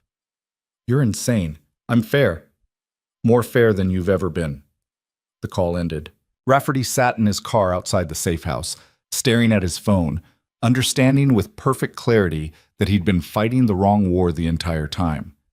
Vincent wanted revenge, but Elaine wanted destruction, and she'd just given Rafferty a choice no one could win. His empire or Serafina's life. Power or love. Everything he'd built, or the one person who'd made him question whether any of it mattered. Inside the safe house, he found both guards dead. Serafina's room empty. No signs of struggle. Just a note on the pillow written in Elaine's perfect handwriting. Tick-tock, Rafferty. The clock starts now. Rafferty stood alone in the empty room, surrounded by the wreckage of every choice he'd ever made, finally understanding that some debts couldn't be paid with violence. Some debts required sacrifice. And he had exactly 24 hours to decide what kind of man he wanted to die as. The King of Brooklyn, or the person who'd finally chosen love over power. Rafferty stood in the empty safe house staring at Elaine's note until the words blurred. 24 hours. His empire or Serafina's life? The choice should have been simple, obvious. He'd spent years building power from nothing, territory by territory, crew by crew, body by body. The empire was everything, his mother's dream, his brother's legacy twisted into something darker but no less real. Giving it up meant becoming nothing, but keeping it meant Serafina would suffer. And Rafferty had already caused her enough pain for 10 lifetimes. His phone rang. Marcus. Boss, we got Vincent. He's breathing but barely. Says he doesn't know where Elaine is. Says he had nothing to do with the kidnapping. He's telling the truth. How do you... Because Elaine just called me. She has Serafina. She's the one who burned the bookstore. She's been planning this the whole time. Marcus went quiet. Your brother's first wife? Yes. Jesus, how long is she? Doesn't matter. Rafferty's voice came out flat. Dead. She wants me to dismantle the empire. Every crew, every operation, everything. I have 24 hours or Serafina dies. That's insane. You can't... I know what I can't do, Marcus. Rafferty closed his eyes. But I also know what happens if I don't. So what's the play? The question hung in the air like smoke. Rafferty had built his entire life on having plays, strategies, angles, ways to win when winning looked impossible. But this wasn't a negotiation. This was a binary choice between two kinds of destruction. Find her, Rafferty said finally. Use every contact, every informant, every favor we're owed. I don't care what it costs. Find Elaine before the deadline. And if we can't? Rafferty opened his eyes and looked at the note again. Elaine's perfect handwriting mocking him from expensive paper. Then I make the choice she's forcing on me. He hung up. For the first time in 20 years, Rafferty Vale had no idea what he was going to do. The next 6 hours were brutal. Marcus mobilized every resource they had. Crews canvassed the city. Informants made calls. Street-level dealers asked questions in neighborhoods where Elaine might be hiding. Nothing. Elaine had planned this too well. She'd gone underground with resources Rafferty hadn't known she possessed and connections that shouldn't exist for a woman who'd disappeared 4 years ago with a divorce settlement. At 3 a.m., Rafferty sat in his study drinking whiskey that didn't touch the edges of his panic. Evelyn found him there, still dressed despite the hour. You look like hell, she said from the doorway. Feel worse. She crossed to the desk and sat down without asking. Marcus told me what happened. Did he tell you what Elaine wants? Yes. And? Evelyn studied him with eyes that had seen 20 years of his decisions. You're actually considering it, aren't you? Giving it all up. What choice do I have? You could find her. Kill Elaine. Take Serafina back by force. We've been looking for 6 hours. She's a ghost. Then make her surface. Hurt something she cares about. Force her hand. Rafferty had already thought of that. She doesn't care about anything. That's the problem. She's got nothing to lose and everything to gain by watching me destroy myself. Evelyn leaned back. So you're just going to surrender? Hand over the empire you bled for? Become nothing? If that's what it takes. And what happens after? When you've given up everything and Elaine decides to kill Serafina anyway? When you're left with nothing and no way to fight back? The question froze Rafferty's blood. Because Evelyn was right. Nothing guaranteed Elaine would keep her word. Nothing stopped her from taking everything Rafferty had, then killing Serafina out of spite. The only leverage he had was the empire itself. Give it up, and he had nothing left to bargain with. Keep it, and Serafina suffered. There's no good choice here, Rafferty said quietly. No, but there's a right one. Evelyn met his eyes. You find Elaine, you end this, and you do it before the deadline. We've been trying. Try harder. She stood. That girl didn't survive 4 years of hell just to die because you couldn't figure out where one bitter woman is hiding. You're Rafferty Vale. You built an empire from nothing. You survived wars that should have killed you. You don't get to give up now. She left before Rafferty could respond, but her words echoed in the empty study long after she was gone. Evelyn was right. Giving up wasn't an option. Finding Elaine was. Rafferty pulled out his phone and called the one person who might have answers. Vincent Corso answered on the 5th ring, voice thick with pain and morphine. Val, come to finish the job? I need information. Fuck you. Elaine, my brother's first wife. You know her? Silence. Then, why would I know her? Because she's been in Brooklyn for months, planning, watching. Someone helped her disappear after the divorce. Someone with connections. Rafferty's voice went hard. Was it you? No. You're lying. I'm dying, Vale. Got 3 bullets in me thanks to your snipers. Why would I lie now? The man had a point. Then who? Rafferty demanded. Who would help her? Vincent coughed. The sound was wet and awful. Maybe ask yourself why someone would hate you enough to help her in the first place. I've got a long list of people who hate me. Then start calling. Vincent's breathing went ragged. But Vale, when you find her, don't let her talk. Don't let her negotiate. Just kill her. Because women like that, women with nothing left to lose, they're more dangerous than any man with a gun. The line went dead. Rafferty sat in the dark, Vincent's advice settling in his chest like ice. Then his phone rang again. Unknown number, he answered. What? Rafferty Vale? A woman's voice. Young, scared. Who is this? My name's Katie. I work at a motel in Sheepshead Bay. The owner told me to call you if anyone asked questions about a woman matching a description. Rafferty's heart slammed against his ribs. What woman? Tall, blonde, 40s.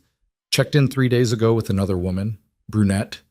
Looked sick or drugged or something. Katie's voice shook. The owner said you'd pay for information. What's the address? She gave it to him. Don't let them leave, Rafferty said. I'll be there in 20 minutes. You'll get 10,000 cash. And if she tries to leave before you get here, stall her, lock the door, call the cops. I don't care. Just don't let her disappear. He hung up and was out the door before the call ended. Marcus met him at the SUV, already armed. We got her? Maybe. Sheepshead Bay, the Starlight Motel. That's a shithole. Why would she? Because no one looks for ghosts in shitholes. Rafferty climbed into the passenger seat. Drive fast. They made it in 15 minutes. The Starlight Motel looked exactly like Katie described. A shithole. Cracked neon sign, parking lot full of potholes, the kind of place people went to disappear or do things they didn't want witnessed. Katie met them in the office, eyes wide with fear and greed. Room 7, she whispered. Haven't seen them leave. Rafferty handed her an envelope. She counted the money with shaking hands, then disappeared into the back office. Marcus checked his gun. How do you want to do this? Quiet. Fast. Elaine dies before she knows we're there. And the girl? We get her out? Then we burn this place to the ground. They crossed the parking lot toward room 7. The door was old, flimsy. One kick would take it down. Rafferty positioned himself. Marcus counted down silently. 3, 2, 1. The door exploded inward. Rafferty swept the room with his gun raised, ready for resistance. The room was empty. No Elaine, no Serafina. Just an unmade bed and a note taped to the mirror. Rafferty crossed the room and ripped it down. Nice try, Rafferty, but I'm not stupid enough to stay in one place. 16 hours left. Choose wisely. Rage exploded in Rafferty's chest. He put his fist through the mirror, glass embedding in his knuckles. Blood dripped onto the cheap carpet. Marcus grabbed his shoulder. Boss! She played us. Rafferty's voice came out strangled. She knew we'd find this place. Knew we'd come running. She's been 3 steps ahead the entire time. So what do we do? Rafferty looked at his bloody hand, at the shattered mirror, at the empty room that proved Elaine was smarter than he'd given her credit for. We go back, he said finally.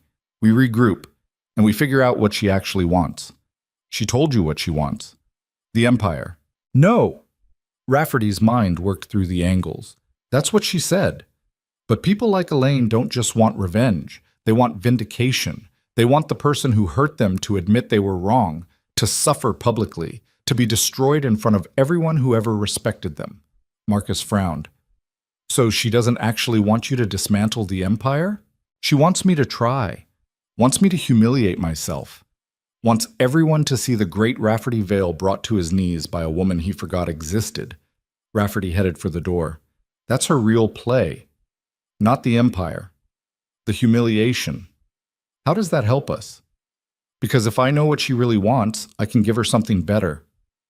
Like what? Rafferty's expression went cold. Me, bucking.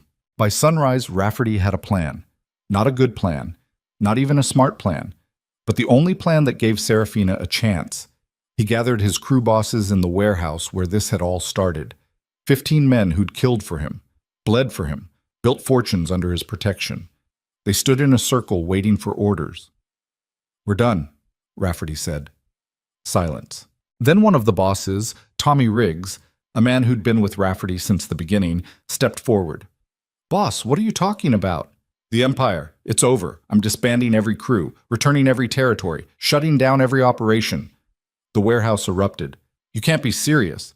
This is suicide. We've got wars on 3 fronts." "Enough," Rafferty's voice cut through the chaos. "I'm not asking for permission. I'm telling you what's happening. By noon today, this organization stops existing. You take what you can carry and you disappear. Anyone who stays gets killed when the vacuum collapses." Tommy stepped closer. "This is about the girl, isn't it? The widow." "Yes." "So you're throwing away everything we built for a woman who hates you?" "Yes." "That's the stupidest thing I've ever heard." "Probably," Rafferty met his eyes. "But it's my choice. You got 12 hours to clear out. Use them wisely."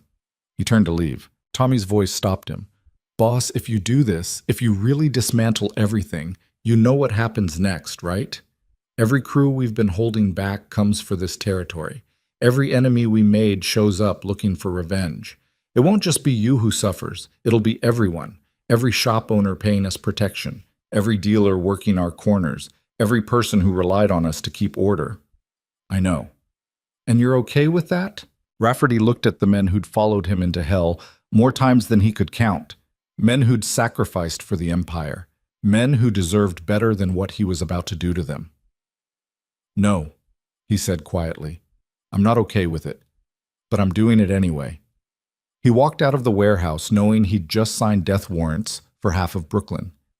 But at least Serafina would be alive. By 10 a.m., word spread through the city like wildfire. Rafferty Vale was disbanding his empire. Crews were scattering, operations shutting down, territory going unclaimed. The power vacuum started immediately. Rival gangs moved in. Violence erupted on corners that had been peaceful for years. Shop owners called Rafferty's office begging for protection that no longer existed. And through it all, Rafferty sat in his study making calls to confirm what everyone already knew. Yes, it was real. Yes, he was done. Yes, the Empire was over. Marcus appeared in the doorway at 11, looking shell-shocked. "Boss, it's chaos out there. 3 shootings in the last hour. More coming." "I know. People are calling you a coward, saying you went soft over a woman." "Let them." "Boss, I need you to do something for me." Rafferty pulled an envelope from his desk drawer. Inside is everything. Account numbers, property deeds, contacts, everything I built. If something happens to me, it's yours. Marcus stared at the envelope like it might explode. "You're serious?" "Take it." "And do what with it?" "Whatever you want. Rebuild, retire, burn it. I don't care." Rafferty met his eyes. "Just make sure Serafina gets out of this alive. That's all that matters now." Marcus took the envelope slowly.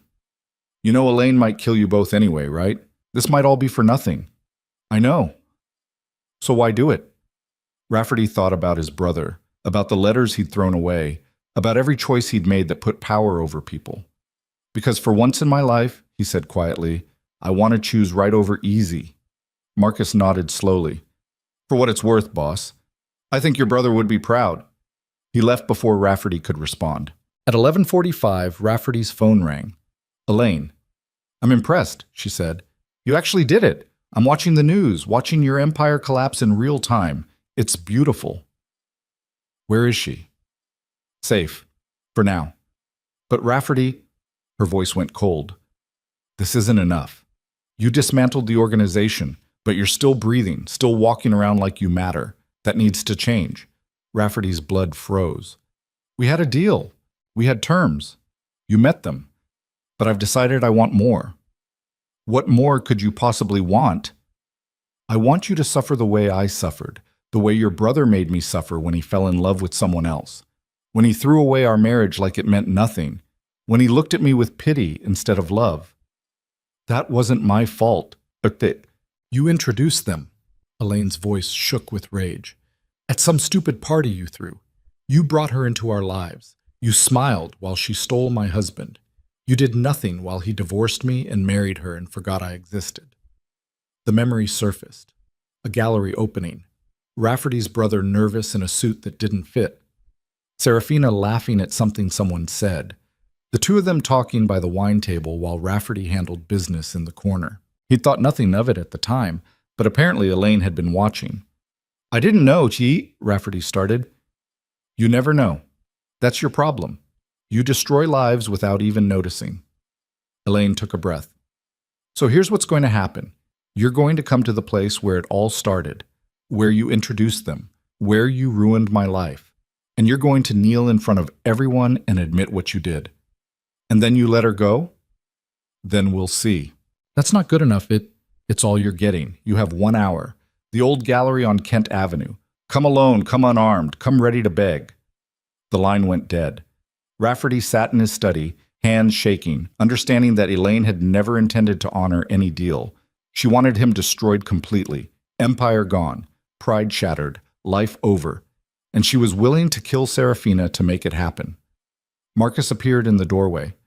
I heard. What's the play? Rafferty stood. I'm going alone like she asked. That's suicide. Probably. Let me come with you. Backup at minimum. No.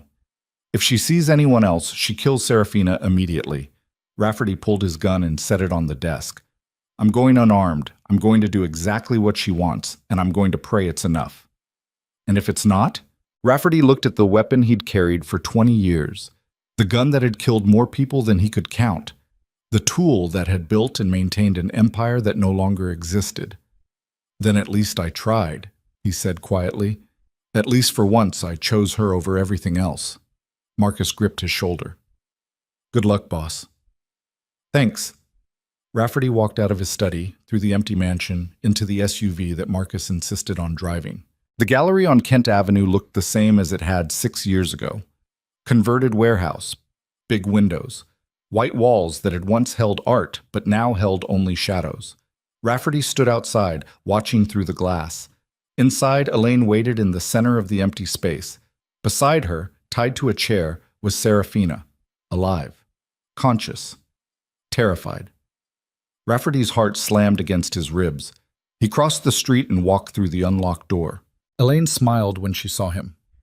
Right on time. I always appreciated that about you, Rafferty. Punctual to your own execution. Rafferty ignored her. His eyes locked on Serafina. She had a bruise on her cheek, rope burns on her wrists, but she was breathing. Let her go, he said. Not yet. First you kneel. Elaine, kneel! Rafferty dropped to his knees on the concrete floor. Elaine circled him slowly. Do you know what it's like to be forgotten? To love someone with everything you have and watch them fall in love with someone else?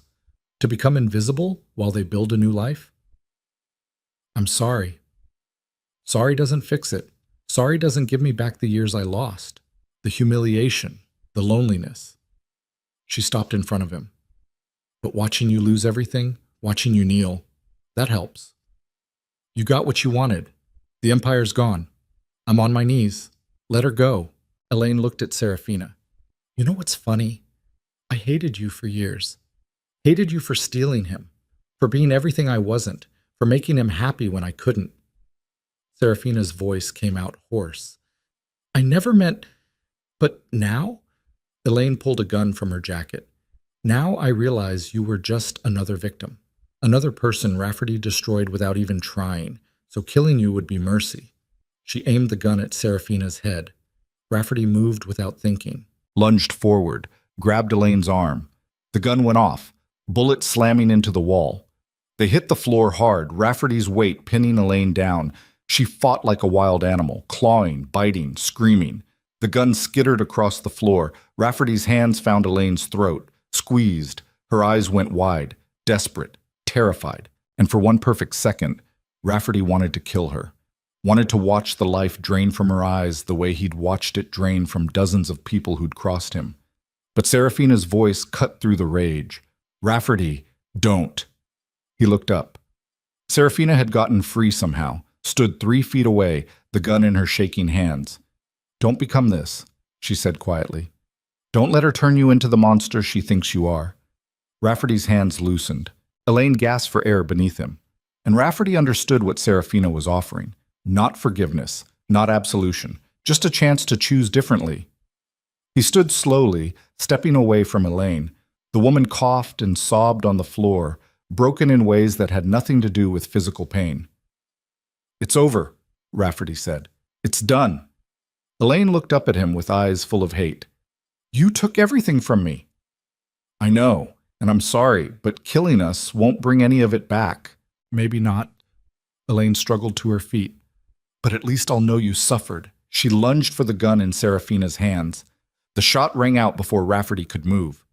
Elaine dropped to the floor, blood spreading across white concrete. Serafina stood frozen, the gun still raised, face blank with shock. Rafferty crossed to her slowly, took the weapon from her hands, set it down gently. "It's okay," he said quietly. "It's over now." Serafina looked at him with eyes that had seen too much death. "Is it? Is any of this really over?" Rafferty pulled her into his arms as sirens wailed in the distance. And for the first time in his entire life, Rafferty Vale had absolutely no answer to give. The sirens grew louder.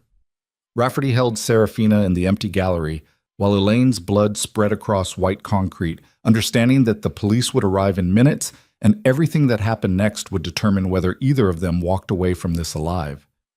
Serafina pulled back from his arms, her entire body shaking. "I killed her." "You defended yourself." "I killed her." Her voice broke. "I pulled the trigger. I watched her fall. Serafina. Rafferty gripped her shoulders, forcing her to look at him. "Listen to me. When the cops get here, you tell them exactly what happened. She kidnapped you. She held you at gunpoint. You fought back. That's the truth."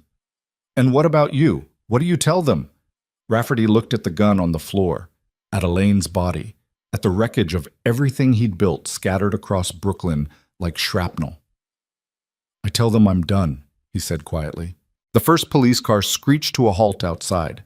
Rafferty released Serafina and stepped away from her, hands raised, making himself visible through the gallery windows, showing the cops he wasn't a threat, that this wasn't a hostage situation, that the danger had already passed. Officers poured through the door, weapons drawn, shouting commands that blurred together into noise.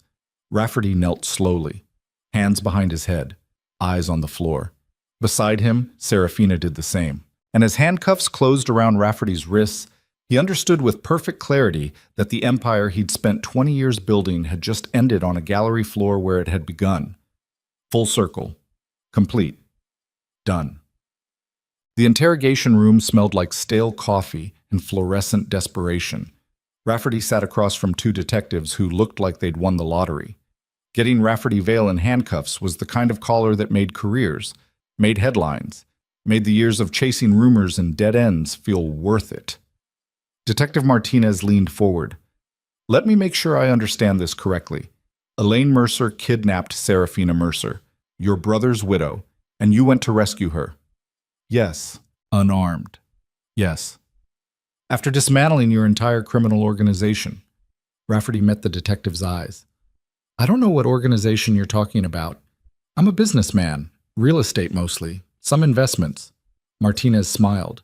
"Right, a businessman who just happened to be at a gallery where a woman was shot to death."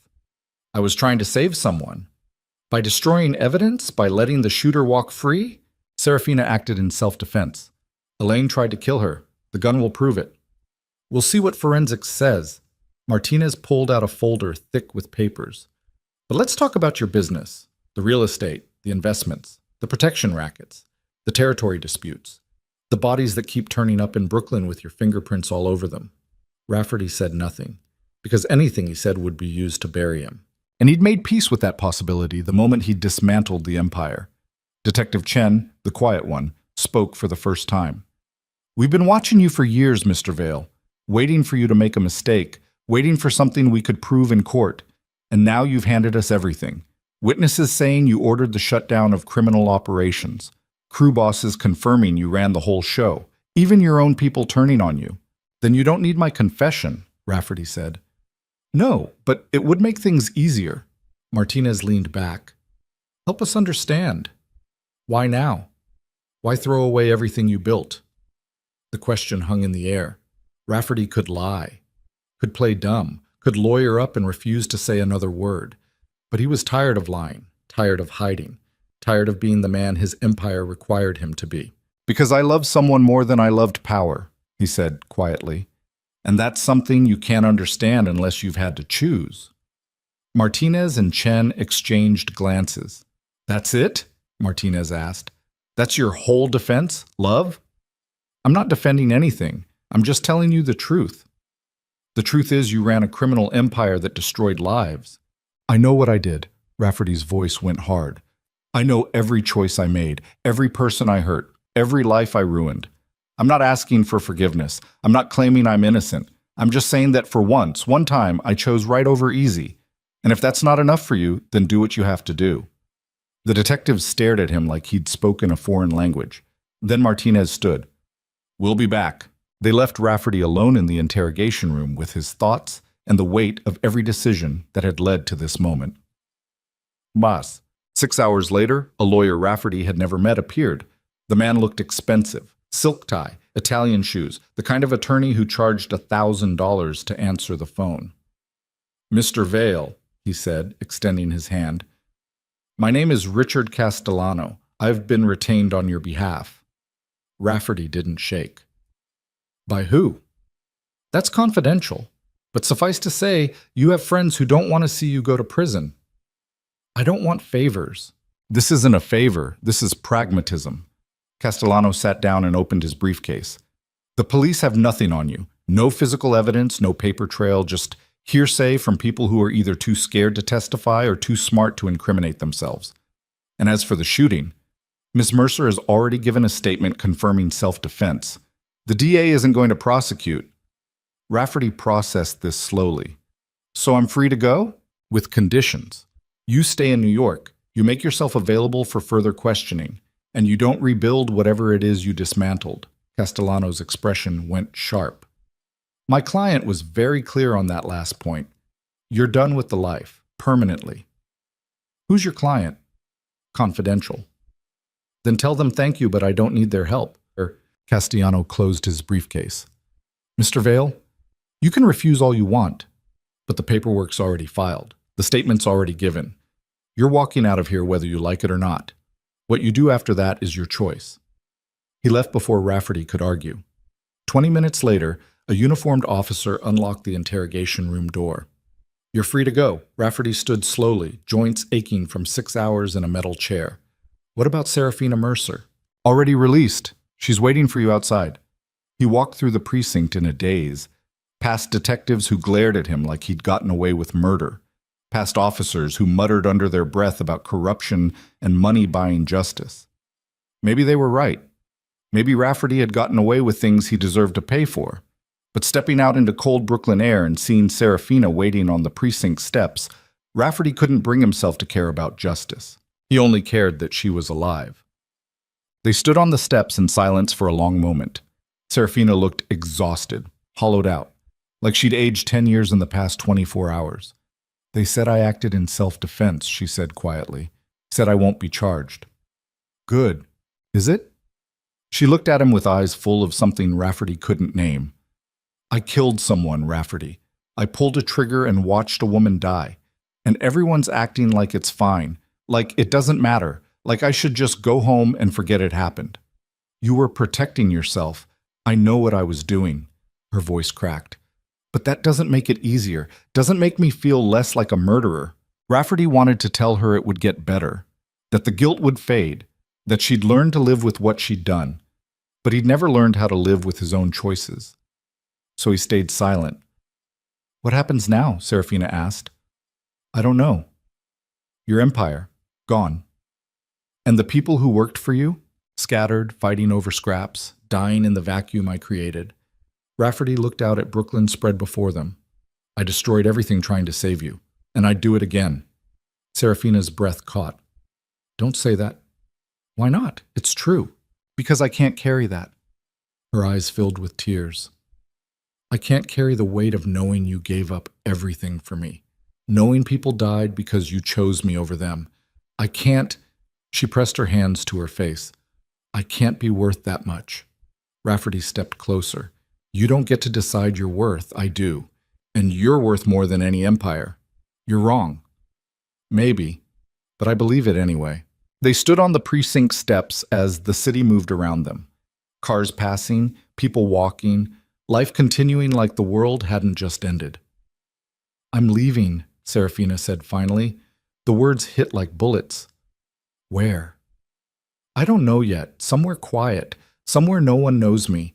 Somewhere I can figure out who I am when I'm not surviving you. Rafferty nodded slowly. When? Tomorrow. Next week. Soon. She met his eyes. I need to go, Rafferty. I need to leave this city and everything in it behind. Including you. I understand. Do you? Yes. He forced the word out. Because you were right all along. Being near me is dangerous. Loving me is dangerous. And I've caused you enough pain for 10 lifetimes. Serafina's tears spilled over. I don't love you. I know. I hate you for what you did to my husband, for the choices you made, for dragging me into your world. I know that too. But I also... Her voice broke completely. I also can't imagine never seeing you again, and I don't know what to do with that. Rafferty reached out slowly and wiped the tears from her face. You survive it. You leave. You build something beautiful somewhere I can't reach, and you forget I exist. That's not fair to you. Nothing about this is fair. He dropped his hand. But it's right. And for once, I'm choosing right.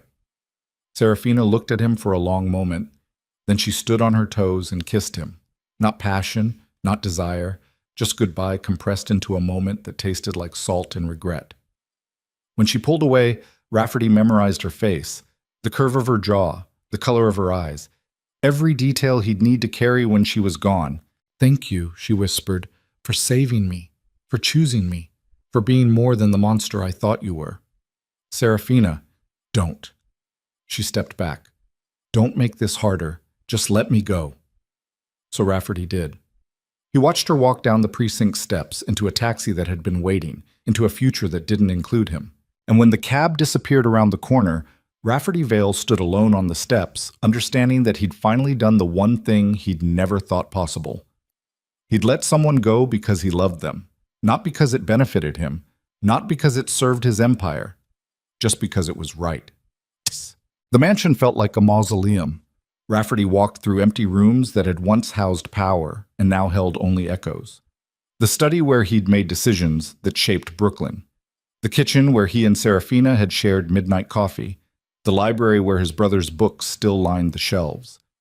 Evelyn found him there at sunset, holding a worn copy of Chekhov. She's really gone? The housekeeper asked. Yes. And you let her go? Yes. Evelyn sat down in the leather chair across from him. I've worked for you for 20 years, Rafferty, watched you build an empire from nothing, watched you make choices that should have killed you, watched you survive things that would have broken other men. And I've never been more proud of you than I am right now. The words cracked something open in Rafferty's chest. I destroyed everything, he said quietly. The empire, the crews, the territory, all of it gone because I couldn't let her die. You chose love over power. That's not destruction, that's growth. Feels the same. It does at first. Evelyn's expression softened. But give it time. You'll see the difference. Rafferty set the book down. What do I do now? Whatever you want. You're free for the first time in your life. Actually free. No empire to maintain, no enemies to fight, no guilt crushing you into the ground. She stood. So figure out who Rafferty Vale is when he's not being the king of Brooklyn. She left him alone with that question.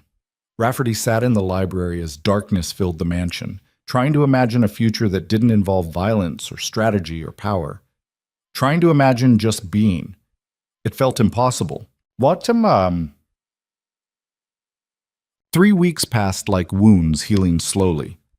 Rafferty didn't rebuild, didn't reclaim territory, didn't return calls from former crew bosses begging him to put the empire back together. He just existed.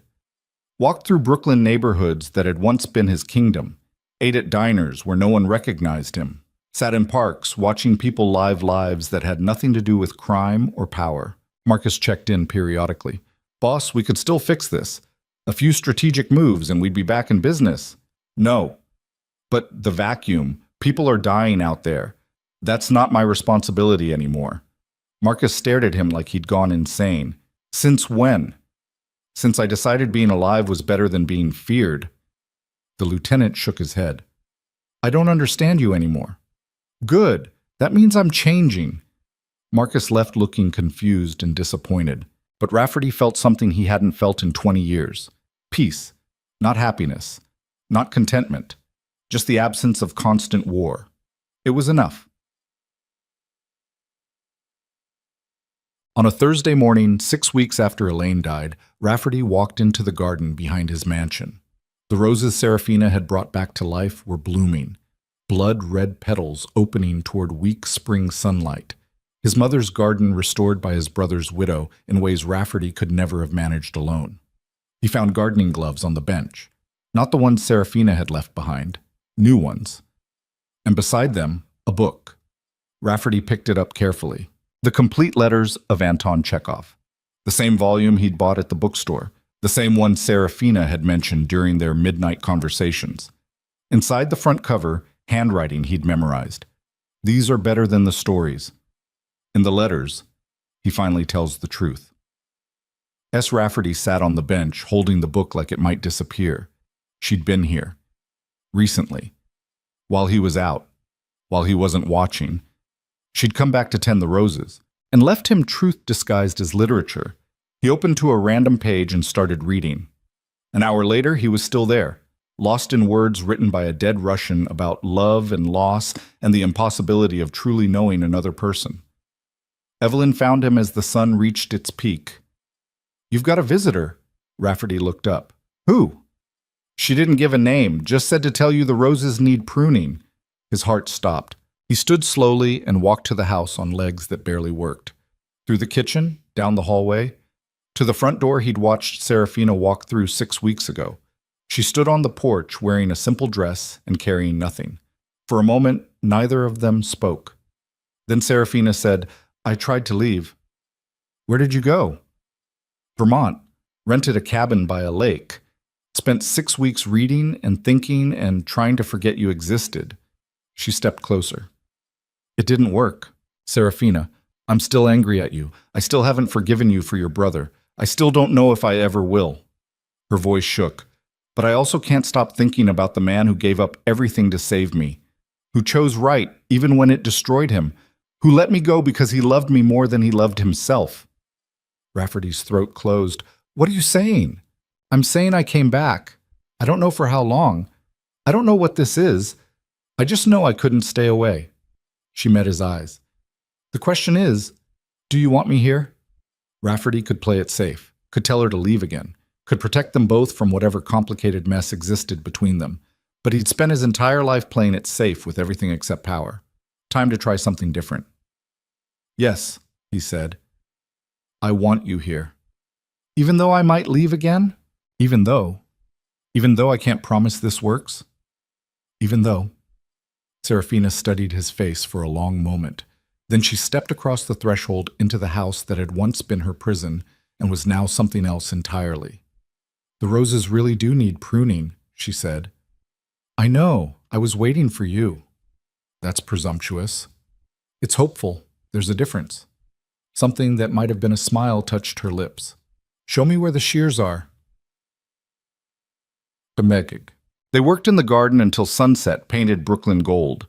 Rafferty pruned while Serafina weeded, both of them moving around each other with careful distance. Not touching, not speaking more than necessary, just existing in the same space without the weight of empire or death crushing down on them. When the light started failing, Serafina sat on the bench and pulled off her gloves. "I found work," she said, "at a library in Park Slope. It's part-time. Doesn't pay much. But it's mine. That's good. I also rented an apartment. 1 bedroom, 3rd floor walk-up. Nothing special. Rafferty's chest tightened. You're not staying here? No. She met his eyes. I need my own space, my own life, something that exists separate from you, but... She paused. But I'd like to have dinner with you sometimes, if you want. I want. And maybe tend the garden together. I'd like that. Serafina looked at the roses blooming around them. Your mother planted these? Yes. Your brother loved them. I know. Do you think... Her voice went soft. Do you think he'd forgive you for what you did? For choosing the empire over him? The question Rafferty had been asking himself for 4 years. No, he said honestly. I don't think he would. I think he'd be disappointed, angry, hurt in ways I can't fix. But I also think he'd want me to try to be better, to choose differently next time, to honor his memory by becoming the person he believed I could be instead of the monster I became. Serafina's eyes shimmered. That's a good answer. It's the truth. I know. She stood slowly. I should go. My bus leaves in 20 minutes. Rafferty walked her to the door. On the porch, she turned back. This isn't forgiveness, she said. What I'm offering, it's not absolution or closure or anything clean. It's just possibility. The chance that maybe 2 broken people can figure out how to be okay in the same space. That's enough. Is it? Rafferty thought about the empire he'd lost, the power he'd surrendered, the life he'd lived for 20 years that no longer existed. And he thought about Serafina standing in his garden, bringing dead roses back to life. Yes, he said, it's more than enough. She left without kissing him goodbye. But as Rafferty watched her walk down the street toward the bus stop, he understood that this was better than goodbye. This was a beginning, fragile, uncertain, built on the ruins of everything that came before, but a beginning nonetheless. Summer arrived slowly in Brooklyn. Rafferty spent his days reading in the library and his evenings in the garden. He took walks through neighborhoods that had once been battlegrounds and saw them differently now, not as territory to control, but as communities surviving despite him. He donated money to repair the bookstore that had burned, anonymously, through lawyers who made sure his name never appeared on any paperwork. He set up a fund for shop owners who'd lost protection when the empire collapsed. Not as payment, just as acknowledgement that his choices had cost them too. And twice a week, Serafina came for dinner. They talked about books, about the city, about small things that had nothing to do with death or empire. Sometimes she stayed until midnight, drinking wine and arguing about Chekhov's letters versus his stories. Sometimes she left after an hour, citing early shifts at the library. Rafferty never pushed for more, never asked when she'd forgive him, never questioned what they were to each other. He just showed up, cooked meals, tended the garden, and let Serafina decide what happened next. On a Tuesday evening in late July, she arrived carrying a small overnight bag. The air conditioning in my apartment broke, she said. I was wondering, stay here, Rafferty said immediately. Guest room, as long as you need. Serafina set the bag down. Just until it's fixed, a few days maybe. However long you need. She stayed for a week, then 2. Then she stopped mentioning when she'd leave. On the first night she didn't go home, they sat in the garden after dinner, watching stars appear over Brooklyn. I talked to a therapist, Serafina said quietly. About everything. About your brother, about Elaine, about you. Rafferty's stomach tightened.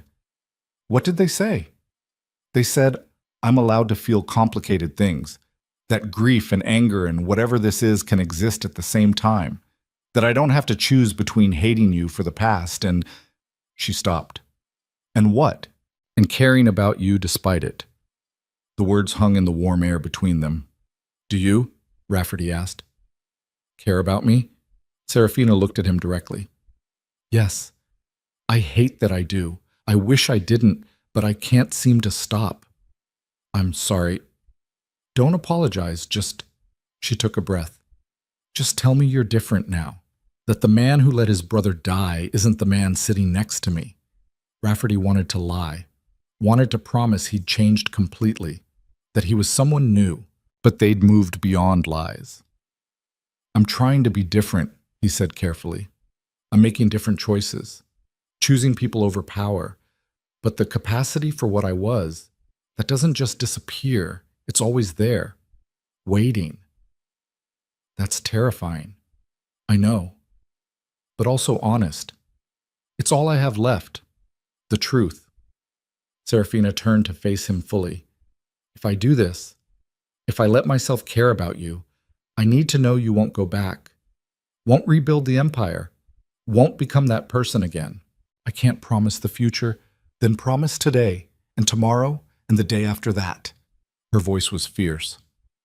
Promise me that every day you'll choose me over power, over violence, over everything you were. Rafferty met her eyes. I promise.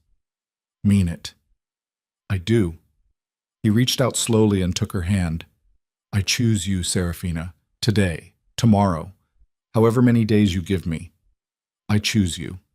She studied his face in the darkness, looking for the lie, the angle, the calculation. But Rafferty had no angles left, just the truth of a man who'd lost everything and found something better in the ruins. Okay, she whispered finally. Okay. She leaned against him, her head on his shoulder, and they sat together in the garden his mother planted, his brother loved, and Serafina had brought back to life.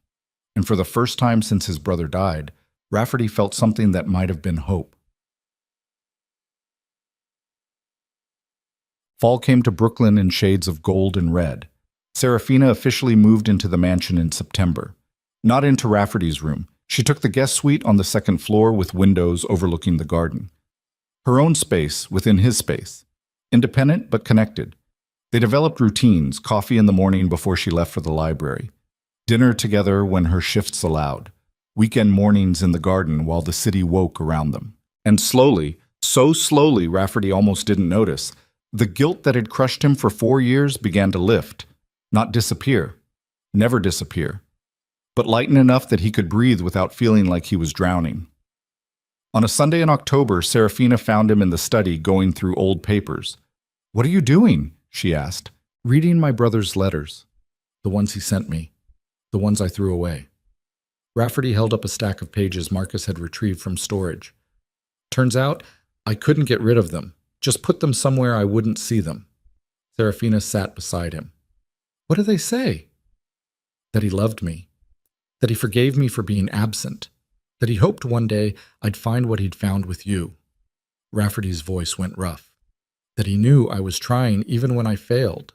He always saw the best in you. More than I deserved." "Maybe." Serafina took one of the letters and read it silently. "But maybe he also saw who you could be if you stopped being afraid." "Afraid of what?" "Of being loved, of being seen, of being human instead of invincible." Rafferty had spent his entire life building walls, becoming untouchable, turning himself into something more than human so he couldn't be hurt. But sitting in the study with Serafina reading his brother's letters, he understood that invincibility was just another prison. "I'm tired of being afraid," he said quietly. "Good." She set the letter down and looked at him. "Because I need you to be brave enough to let me love you, even though it scares me, even though I don't know if it's right, even though part of me still hates you for what you did." "Serafina." "I love you, Rafferty." The words came out broken but certain. "I don't want to. I've tried not to. But I do. And I need to know if you love me too. Not as penance, not as obligation, but actually." Rafferty had said those words to exactly one person in his entire life. His mother. Before she died. Before he became the person the empire required. Saying them again felt like stepping off a cliff. But Serafina deserved the truth. "I love you," he said, "more than I've ever loved anything, more than power, more than survival, more than myself." Serafina's eyes filled with tears. "Even though I can't forgive you?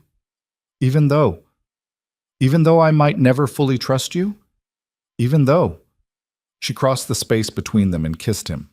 Not goodbye this time. Not regret. Just the terrifying possibility of something real. When she pulled away, Rafferty tasted salt and hope. "This is going to be complicated, Serafina whispered. I know. We're going to hurt each other. Probably. And it might not work. It might not. But you're willing to try anyway? Rafferty looked at the woman his brother had loved. The woman who'd survived him.